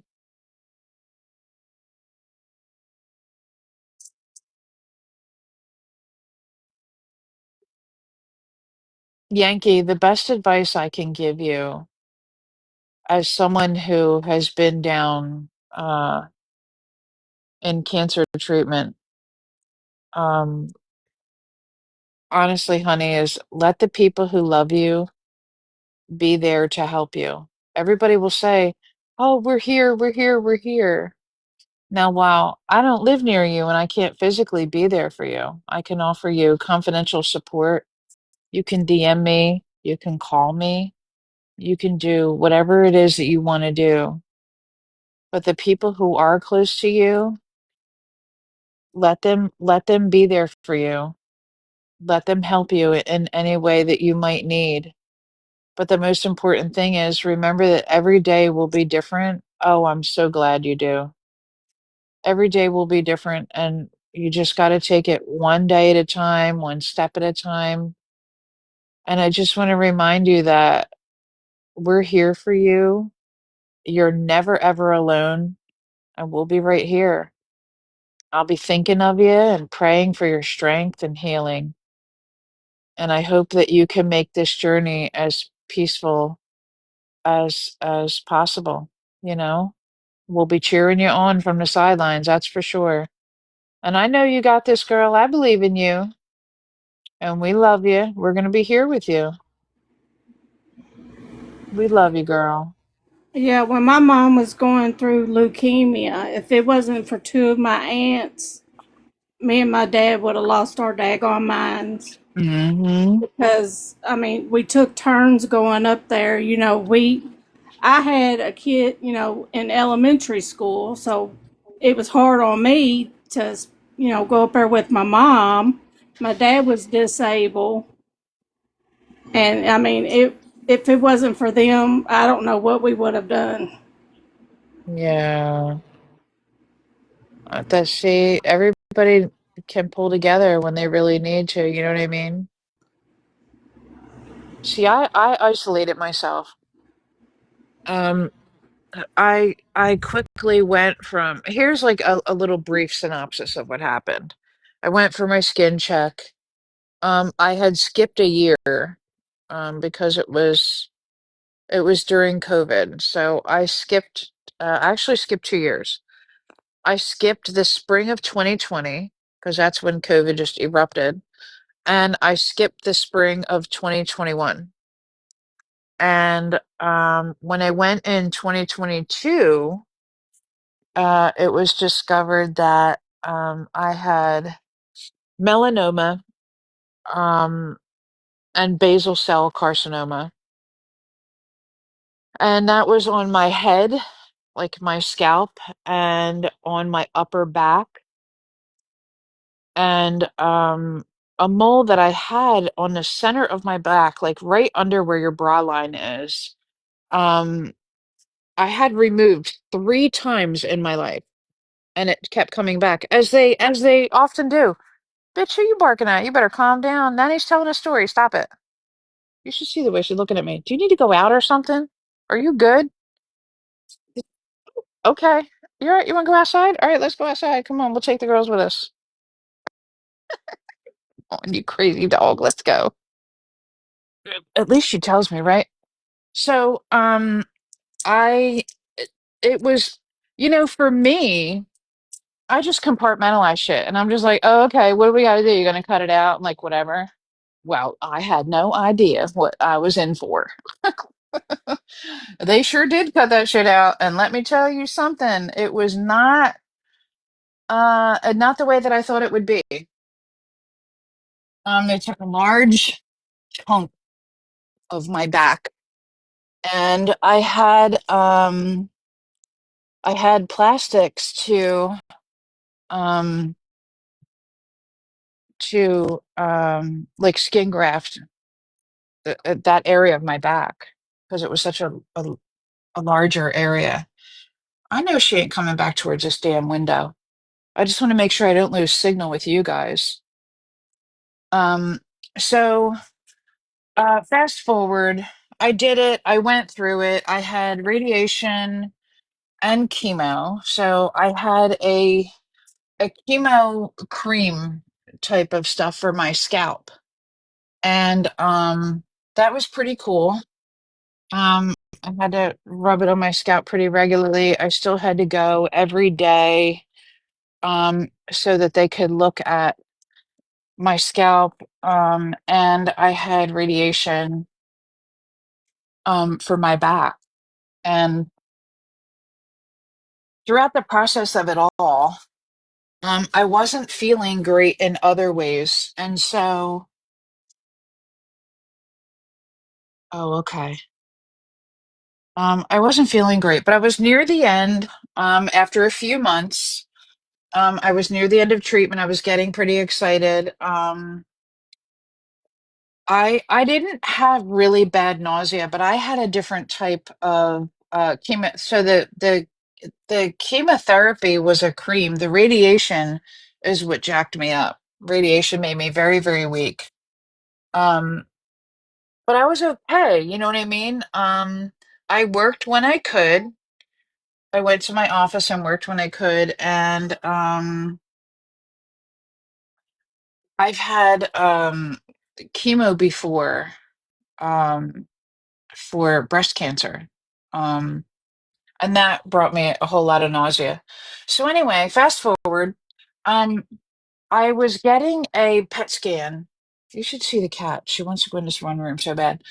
I had a PET scan to see, where things were and everything, and I wasn't showing any more cancer in that area. And in the PET when they did the PET scan, they did it head to toe, um, because it was on my head and on my back. we weren't sure about other metastases, so I had to have the PET scan. And when hey, hold on. Hey, get out of there. Yeah, you're not supposed to bother frogs. Leave them alone. Go to the bathroom and knock it off. Stop it. Crazy dog. So, um, I had gone to the podiatrist. I had gone to the podiatrist because my feet were bothering me, and I thought it was just a side effect from radiation. And my toes, most specifically, were bothering me, and which was really unusual. So I went to the podiatrist, and they looked at my nails, and they were like, we have to remove your toenail polish and see, like, what your nail beds look like and whatever. So when they took my toenail polish off, they were like, yeah, we don't really like how these look. One, we want to, um, we want to clip your nails and send your nails for testing and we're gonna do a scrape of like your nail bed. Okay, fine. They did all that. Well, guess fucking what? I also had melanoma in a couple of my toes on both feet. Both feet. Like how does that happen? Like how does that happen? It was, like in the skin, it's a aggressive skin cancer. And so that was kind of simple though. That was kind of easy. I had like some very, very brief shots of radiation. And that was pretty simple. My feet were very, very sore. It did some damage to the muscles in my feet. At least I think it did. I think that's how they described it to me. That kind of medical is not really my wheelhouse, so I don't understand a lot of it. Um, but I'm here. I have some trouble with my feet and my toes now. I have pretty bad neuropathy in my feet. In the process of treatment, I had some lymph nodes removed under both arms, because well, first it was like, I had a lot of swelling there. They weren't really sure about a few things.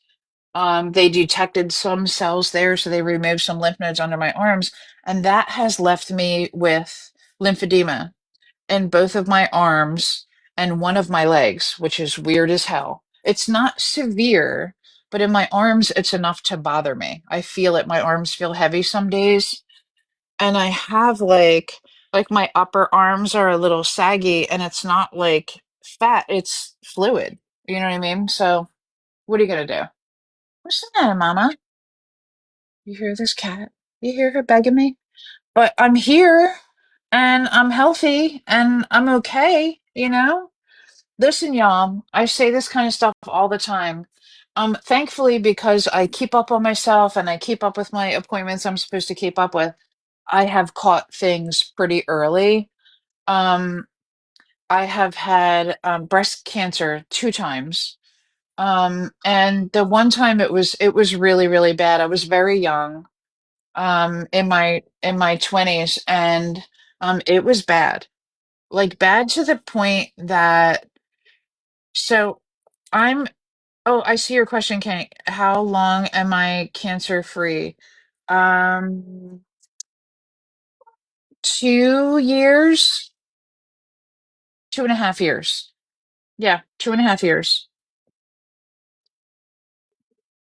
So, I mean, it was rough for like a while. From 2022 to 2024, it was pretty rough. I'm an impatient person. I don't like a disruption to like my routine and stuff.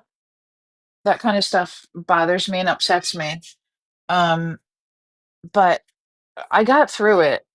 You know what I mean? It was good. Oh yeah, I always get my checkups and stuff. Always, always, always. Always, always. I get my skin checked. Um, some stuff is, there's a lot of different types of stuff that are in my family too. So I really stay up on stuff. And I encourage everybody, there's mostly women in here. I think we're all women. I could be wrong.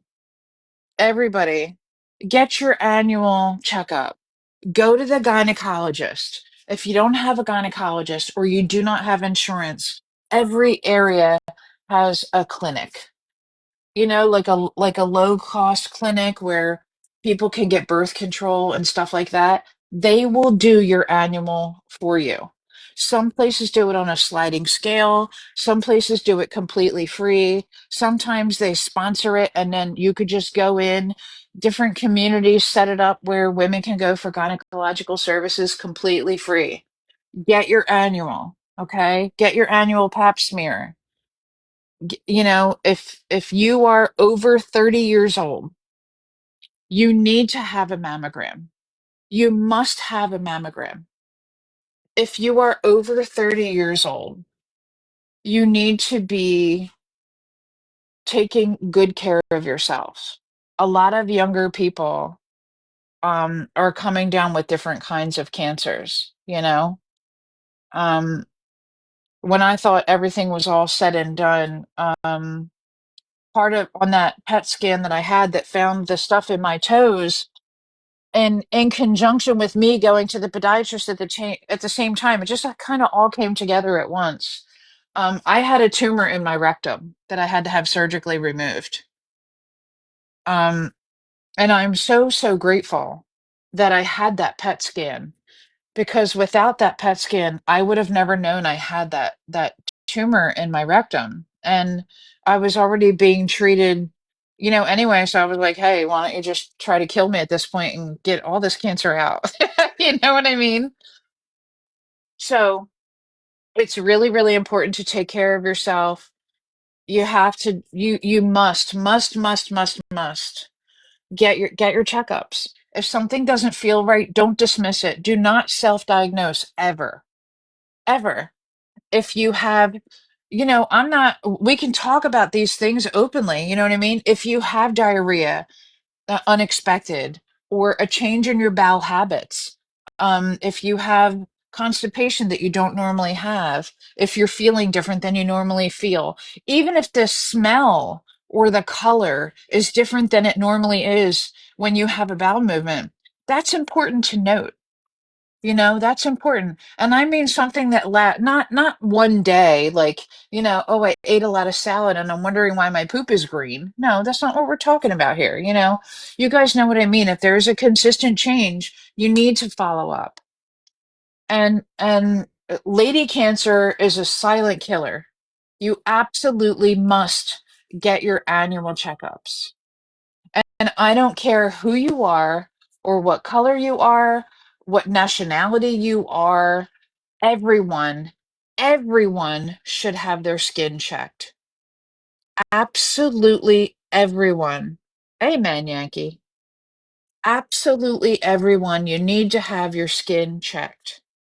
It doesn't matter if you don't go out in the sun. It doesn't matter if you don't, you wear sunscreen every single day, or you take such good care of your skin and your skin is flawless and perfect and beautiful and there's nothing on you to even look at. Horseshit. Because guess what? On my back, something that it didn't look like cancer. Cancer doesn't have a look, y'all. It doesn't. On my back and on my scalp, it looked like a freckle. Just a flat little pigmented spot.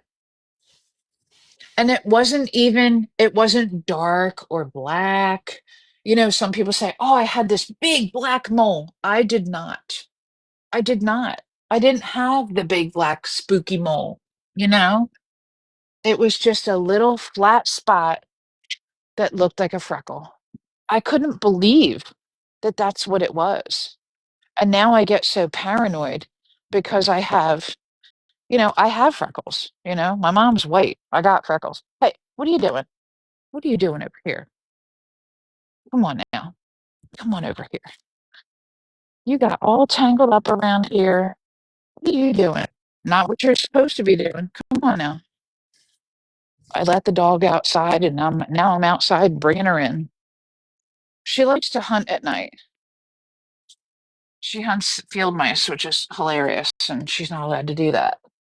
We don't want her getting sick or nothing. So, everybody, really, take care of yourselves. Take care of yourselves. Get your checkups, get your annual gynecological exams, get your skin checked, get, an annual with your regular doctor where you're getting your blood drawn at least once a year. It doesn't matter if you don't like to go to the doctor. That's okay. You cannot like it for one day. You'll live, you know? You'll live.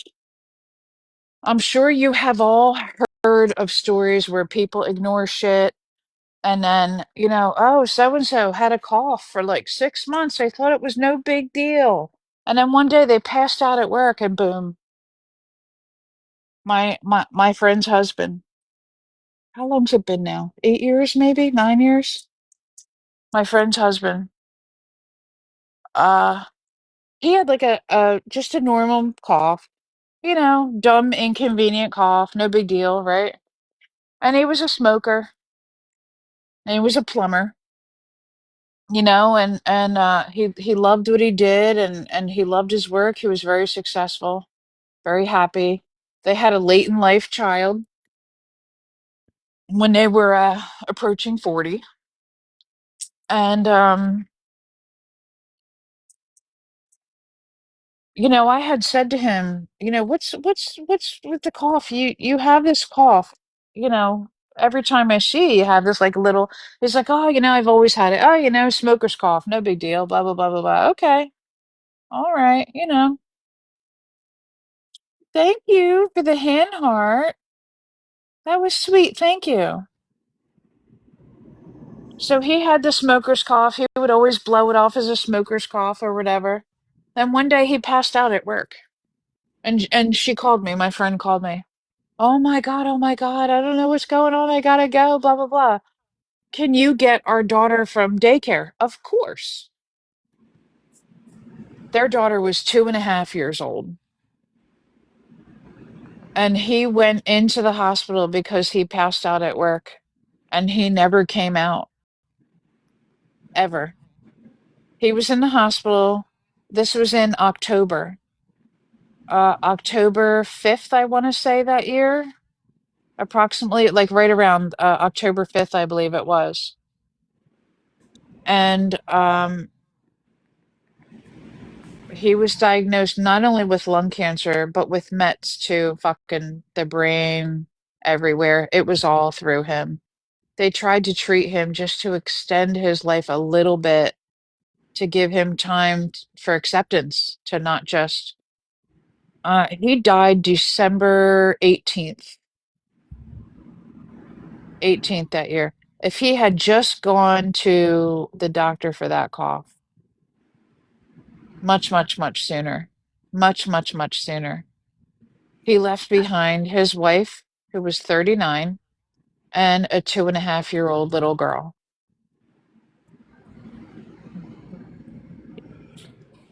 You got to take care of yourself. I'm sure many of you can tell those same kind of stories. You know, I'm gonna tell you T- something else you can look for. When we found out my mom had leukemia, is because she would get bruises and not know how she got them. They would pop mm-hmm, up anywhere and everywhere. mm-hmm. And that, when we told her, you need to get checked out. This is ridiculous. You're not even doing anything and you're getting these bruises. And that's when they found out she had leukemia.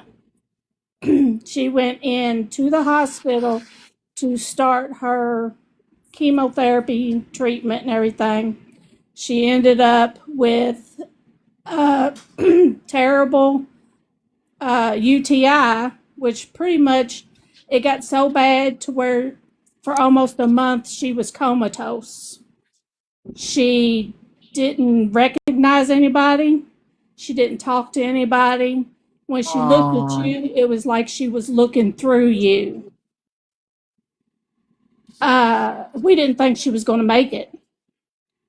And I remember, and I know it sounds crazy, but I had went to see her, and on my way home, I was praying. I was like, she's not, and I was saying this to God because I was like, she's not scared. She gave this to you because it could be cured. And you're not doing anything about it. 3 o'clock the next morning, she snapped out of it, and they ended up calling my phone at 3 o'clock in the morning because she was asking for me. Really?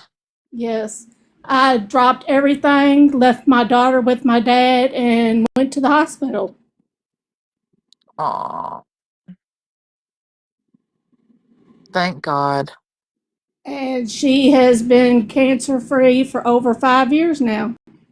So she doesn't have to get any, blood work or anything like that done. Uh, so yeah, I mean, there is hope. Her treatment was they was giving her arsenic, and it did the job. I mean, like I said, she went through that stage for about a month where we didn't think she was Oh, going to make it. Yankee. I'm sorry to interrupt you. Yankee left and said she would be back in about 10 minutes. She was checking her results. Her brain is clear. No mass or evidence of cancer in her brain. Thank That is goodness. great. Thank goodness, Great. honey. Thank goodness. That's one hurdle crossed. I'm sorry to interrupt you, Laura May. Oh, that's okay. I'm just saying, honey, you need to pray because it does work. Just tell Hmm. him you're leaving it in his hands. She said I'm just dense. Didn't you know we're stupid, dense, and ignorant, according to Jameson? But no, but she said that doesn't, was it ignorant does not mean stupid. Right. It's you're Okay. unaware. You're unaware. Hmm. Well, she's unaware too. Very self-unaware. And can't read a room, evidently, too. Well, apparently not, because I know everybody was going off in that damn chat because I was in there. Hmm. There is, you mentioned about how they treated your mom with arsenic. I learned about that when I was doing research about treatments for my own, right? Mm-hmm. And it's called arsenic trioxide, and it is FDA approved chemotherapy treatment, which is Yeah. wild. It's for APL, which is acute promyelocytic or promyocytic. No, promyelocytic leukemia. Yeah. Yeah. But that's what I said. I mean, and I'll start with bruises. Mm-hmm. My mom, That's a very common way that people find out that they have something going on. That's a very common first sign that people have. right. I mean, and even to this day, my mom is really active. I Good mean, for she's her. active, active. Good.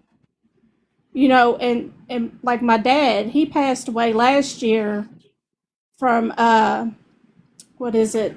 Soft tissue cancer. Oh yeah. He had a mass in his leg, and they said that they thought it was just like a fat nodule. You know what I'm saying? Oh right. Uh-huh. Like a lipoma. Yeah, and Mm-hmm. didn't do a biopsy on it. Just said that's what it was.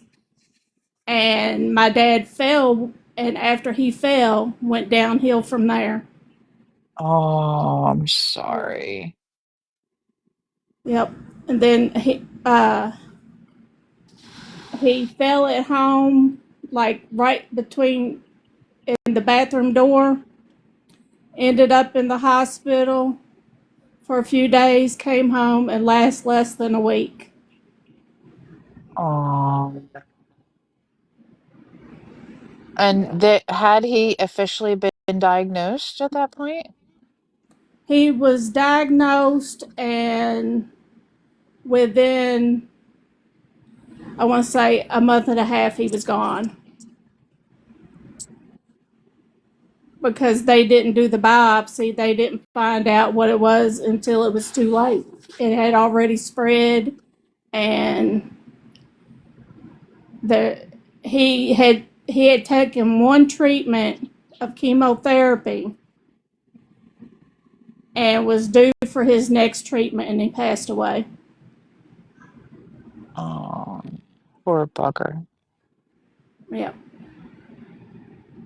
Poor little bugger. And I'm not even gonna lie. For the longest time, I was so mad at the doctors because I was like, "Why did you not do a biopsy to find out what this is and stop guessing on shit?" That's just terrible, really. I was just talking to my sister earlier today, and she said, "Do you realize it's been 4 years since all hell broke loose between my back and my toes and then my hiney?" Because it was spring of 2022. And I remember in July, I thought everything was going really great. I had already been doing treatment for 8 weeks. I was feeling really good. It was wild though, because I lost all of my hair. And I mean every single hair on my head, every single one. I had no eyebrow, I had no body hair, I had nothing. Zip. But I gotta tell you, it was really fucking hot that summer.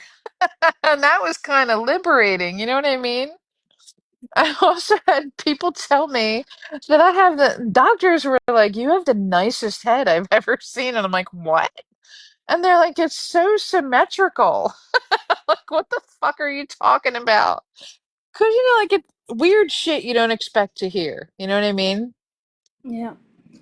But you My know what mom was loved crazy, and hers maybe your too. mom would tell you that too, is that people were really nice to me when I was bald.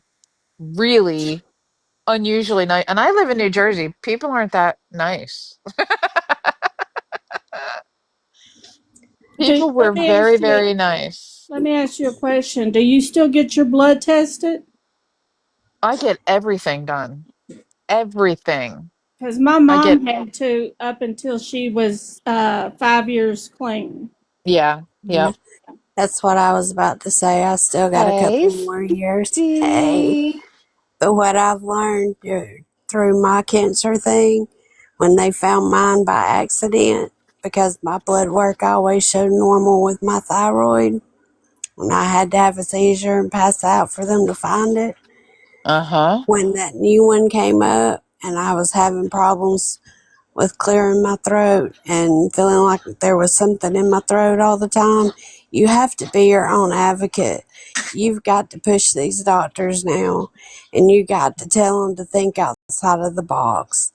I am not textbook. Nothing about me has been textbook since I got sick. Nothing. This neck surgery, this pain I was having under my shoulder for 3 years, I kept telling them it was my neck. It's my neck. I had to go through shoulder shots, physical therapy, and all this other stuff. They did this neck surgery. I don't have that pain under my shoulder anymore. So, if losing one of my vocal cords was the end result of getting that cancer out, it's okay because that doctor told me he didn't think my insurance was going to cover it. And I was like, yeah, they will because I've had cancer before and I know that's what it is. And it was a different form of cancer. He wasn't even going to biopsy. And I told him, I said, you might as well skip the biopsy because it's bigger, it's new. Keep your reports. Always get a copy of any report you have done, be it a chest x-ray, CT scan, anything you have done. Get your own copy. Keep a file so you have physical copies of it so you can see differences because they may miss something that you see because my isthmus enlarged I had a new nodule come up on the right side, on the left side, and it was bigger than the ones that were already there. So I knew, and he didn't want to do anything. And then he walked in my room after surgery and told me I saved my life because this one was more aggressive and could go anywhere in my body. So you've got to be your own advocate. You've got to Mm-hmm. stand up to these doctors. They want to say we can't do it, but you've got to fight them. You've got to stand up. You're the one that lives in your body. You know when something's not right. That's You right. know when there is an issue. Oh, and with my dad, the way they found out it was cancer is because once you open somebody up with cancer, how it spreads.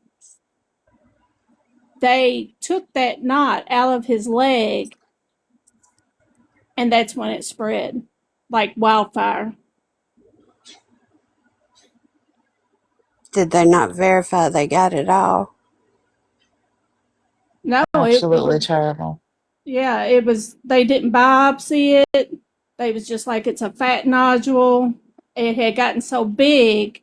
They was like, okay, it's bothering you. We're going to have to take this off. Still didn't biopsy it. Didn't even check it until they took it out. And then within a year after they took it out, he had passed away. Oh my goodness, that's horrible. Well, now, Yankee was oftentimes when people have surgery and either aren't aware that they have cancer or they're trying to remove the cancer, it it spreads with air, with oxygen. Oxygen, feeds it. If you have a surgery or something and they're not aware, it tends to become pretty aggressive and spreads. Hey, No, Yankee. that's hey girls. That's why I was afraid of the biopsy a little bit, but you got to do what you got to do. Right, Mm-hmm. yeah. Yeah. But Cece, did you have to go and you had to have a brain scan too, right? No, they Yes. didn't. They didn't do a brain scan on me.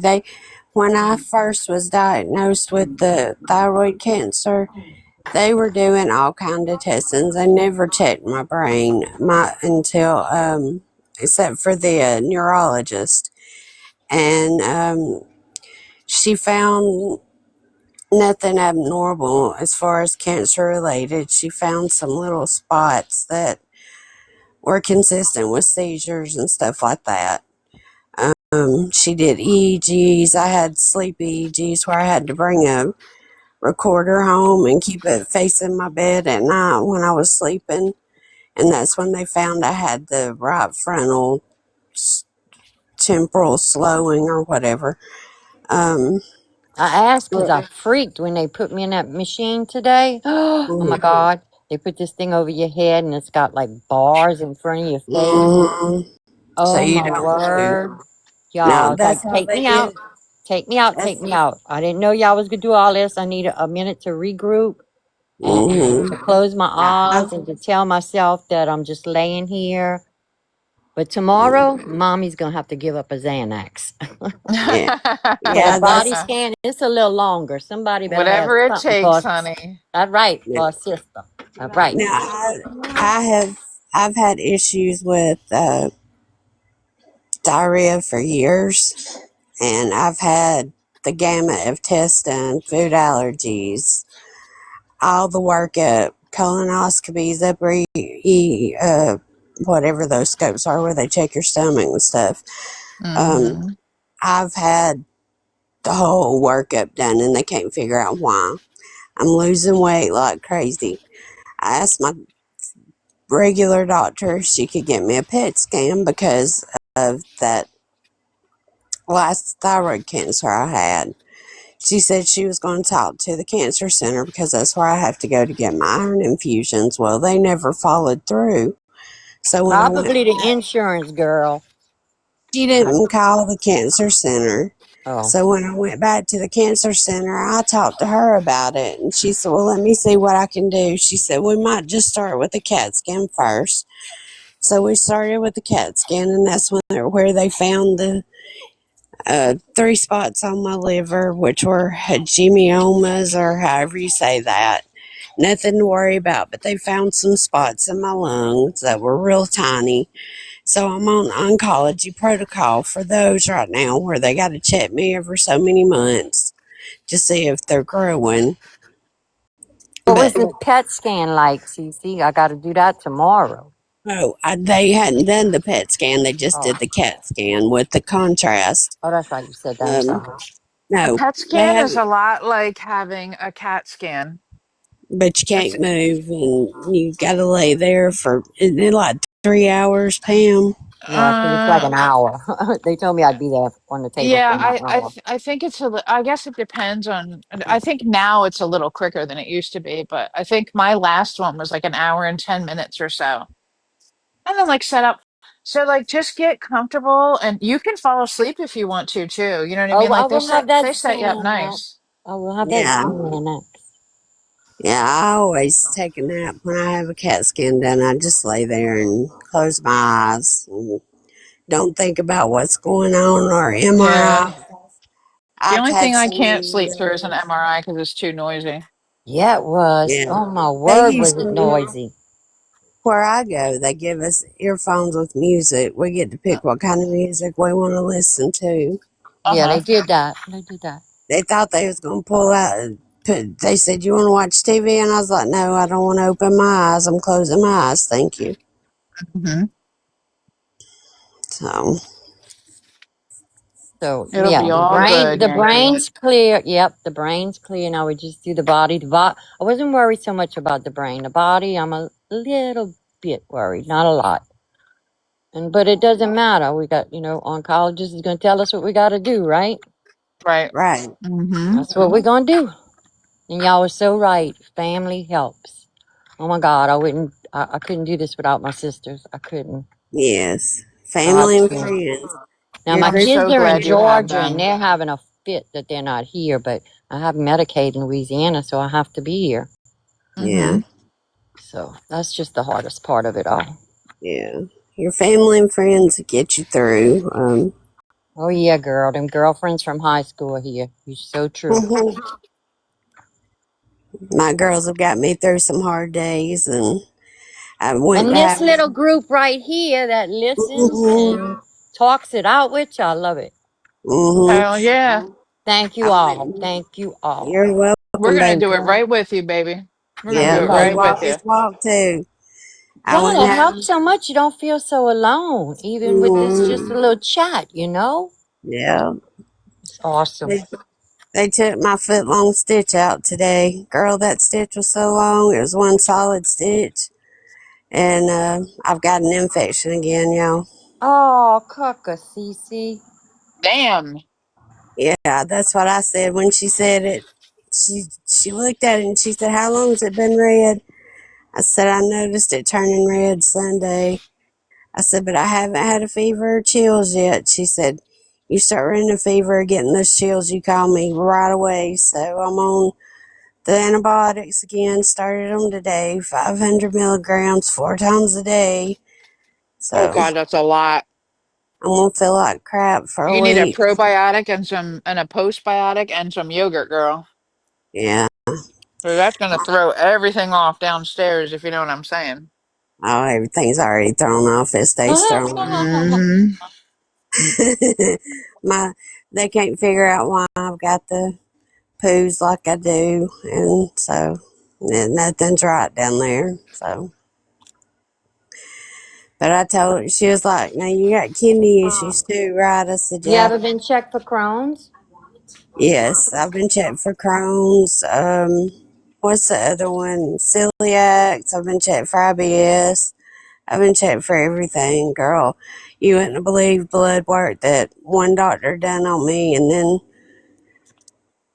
the stuff he did when he did my colonoscopy and all that. I mean, it was unbelievable. And they still can't figure it out. So, I don't know. I mean, my iron doctor, she was seeing me every 6 months. She's at the cancer center. And I went to see her for my 6-month checkup, and she walked in the room and she said, "My gosh, how much weight have you lost since the last time I saw you?" I said, "About 20 pounds." She said, "Girl, what is going on?" I said, "I don't know." I said, "I don't know." I said, "Because I eat." CC, next time you go, ask them if they will do a lower GI and an upper GI on you. That's how they found Yep. my brothers. And Good idea, Laura. my brother's not, it's not stomach cancer like we thought. It's his lower intestines. I He's got had that done. a spot on his lower intestines. I had it done 3 years ago on both of them, and the doctor that did it said everything was clear, and he wouldn't recommend another one for 10 years. No, some doctors say 10 and some say 5, but I think the 5 is the better when you get older, Yeah, or when you have Hmm. problems like Cece. I still think Agree. I would ask them if you're doing all this stuff and nothing's coming well, back with an answer, I'd I be have to asking them to do it again. I have to break in the bathroom with my daughter when she's taking a bath, and she'll go, "Mama, are you pooping or peeing?" That's what it's like, no lie. Oh, So, and if I'm going, I don't even have to eat for it to happen. why are And you I'll barking at me, you little psycho? She's bury like a out the little other drill sergeant. details. She's driving me insane. She What do just you wants your want? attention. Listen, she's been getting all of my attention. She's been on my lap, on my shoulder, back on my lap, running around, then back on my lap. Like I'm hers. Or she owns me.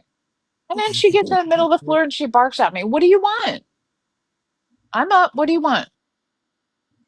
What? Tell She me, what wants is a it? treat, Pam. My ass, you ain't getting no treat. What do you want, Now, baby girl? Don't y'all say that too loud. Y'all have my dogs looking for one. They know that word. Right? Ours does too.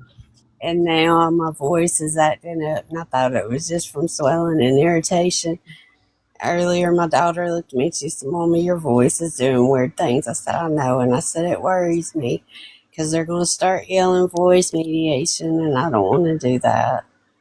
Mm, Well, CC, you know I love you, girl. Please talk to your doctor about getting a lower GI and an upper yeah, GI in, I please. will. I got to it's go pretty back. standard. I got to go back to the end of the month or the middle of next month. I can't remember. I got so many doctor's appointments coming up. I've got to go back to my neck doctor next week to get the infection evaluation done again. See if I need more antibiotics. Then I have therapy the next week and a doctor's appointment day after that, I think. And I mean, I got appointments galore, and it's just something constant going on. And Always, always, always. Yep, I'll talk to her about it always. when I go, because that's going to be one of her things she's going to ask me, because she said if they wouldn't approve the PET scan first, she'd do the CT first. And I had two of those because they found those spots on my liver, and then they found the stuff in my lungs. So she'll And probably, the lungs are clear, right? There's no cancer or anything there, right? he said they found multiple spots, but they were small. And the radiologist, suggested putting me on oncology protocol, Mm-hmm. which meant monitoring chest x-rays Right. every 3 months. So I guess I'll do chest x-rays when I go to see if they're growing. And then if it's Right. something that's growing, then I guess they'll do biopsies or whatever they do. I don't know. Yeah, if But any changes happen, they'll probably do a bronchoscopy, and then in the bronchoscopy, they'll take samples. They'll do a biopsy. so Yep, right just done now all that. I'm on the oncology protocol for that. Good. The, That's the good. liver, the liver they cleared is benign. Good. So they said unless I was having issues there, they were not going to be concerned about it. But I have complained about Mm, pain in that area for a while. So I don't mm. know. What's the matter? But that's just, I have so much pain every day. I don't know what to complain about to them. You know, it becomes to a point where you think to yourself, do I say something about where this pain is? Do you complain about it? Do you say something? Because they look at you like, are you pain seeking? And you know, I'm already on certain meds, and I don't like being on the certain meds, and my state went stupid, so I can't get certain things Yeah, anymore like I was getting. That was sort of kind of helping more than the pills are, and so it's a constant fucking battle to help people who have it, chronic illness stay not only, comfortable, but able to live their normal life. It's a constant battle, and all these and insurance companies do is just push back against it. It's absolutely fucking insane. I am That's so glad that's crazy I have to a me. therapy next week because I have found myself bedrotting more than I had been, and Hmm. I'm finding myself getting really depressed, and so You we've know, you know where to go. we've You gotta, got you to. can't let yourself sink into that too long. You can stay there for a little bit. And the same is going to go for you, Yankee. You can see, you could be down for a little bit, but you ain't going to stay there. You can't stay there. That's why Mm-mm. I'm glad I have therapy next week because Mm-hmm. it's really got me. Before I stayed in the bed all the time, and I didn't want to do anything, and I can't do that. My kids need me, and Yeah. you know I can't get CC, in the there's bed. you know how I was talking to you about the pain pump? Yeah, Okay, there's another device that it doesn't distribute medicine. So I'm gonna send you the name of that too. You can look that up. And it's kind of blocks your pain receptors. That's what we're going to do on my knee. they Mm-hmm. wanted to do a And stimulator in my back, and I wouldn't do it because a lot of people I know that got it ended up having more trouble, and I don't Oh, I want to. love a good TINS unit. I like them. Got a Oh, 10 yeah, me unit. too. well, Got, this one's inserted inside of you. You have a yeah, remote control out on the yeah. outside for when My you niece, need it. You my turn it niece on. had that done, and they had to take hers out because it caused her a lot of issues, and a couple other people I know had to have it taken out. And I've been, they did that 360 cage on me last, not this past January, but the January before, and they ended up having to take one side out. Remember, Well, because I got an infection. So I'm gonna send you a picture of the little brochures I got. The one for the pain pump, so you can yeah, look it up and read up on it, yeah, and do then the that. stimulator that blocks the pain receptors. I'm gonna Yeah, send you a Mm-hmm. picture of both of those yeah, so you can look those up.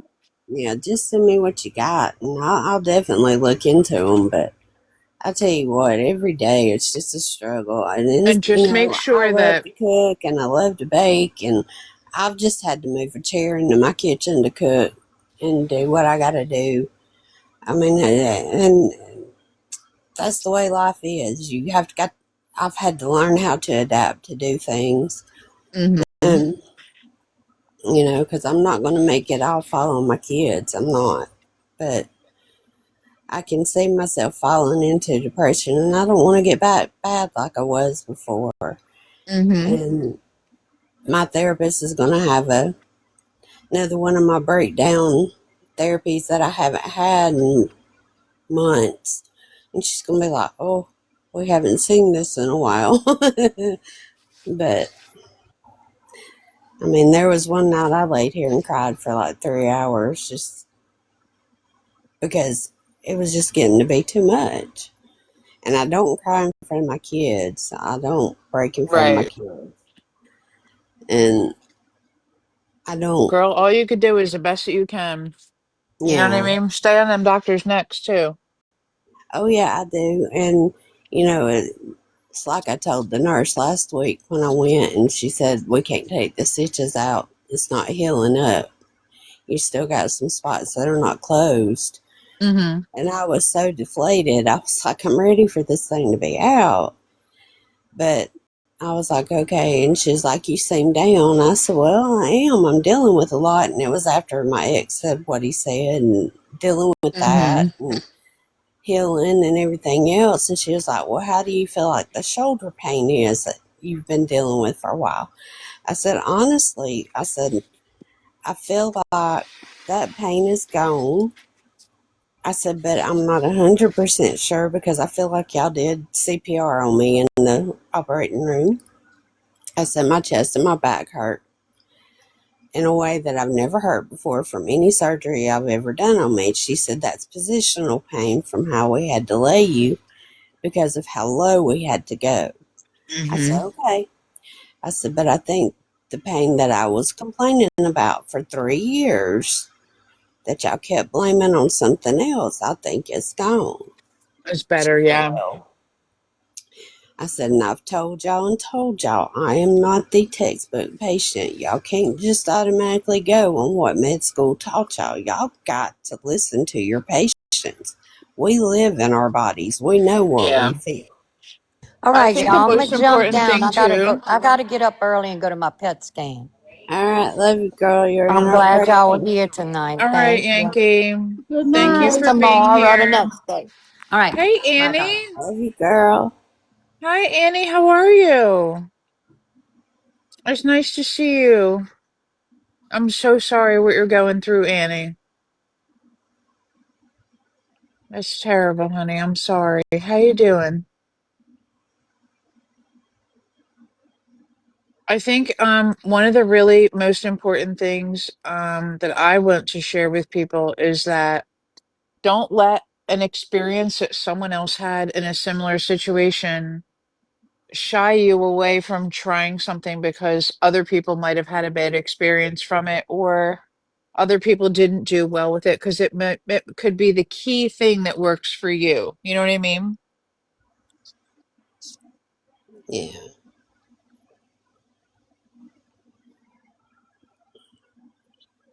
but you just gotta, with these doctors now, you gotta stay on their necks because Yeah. it's your body.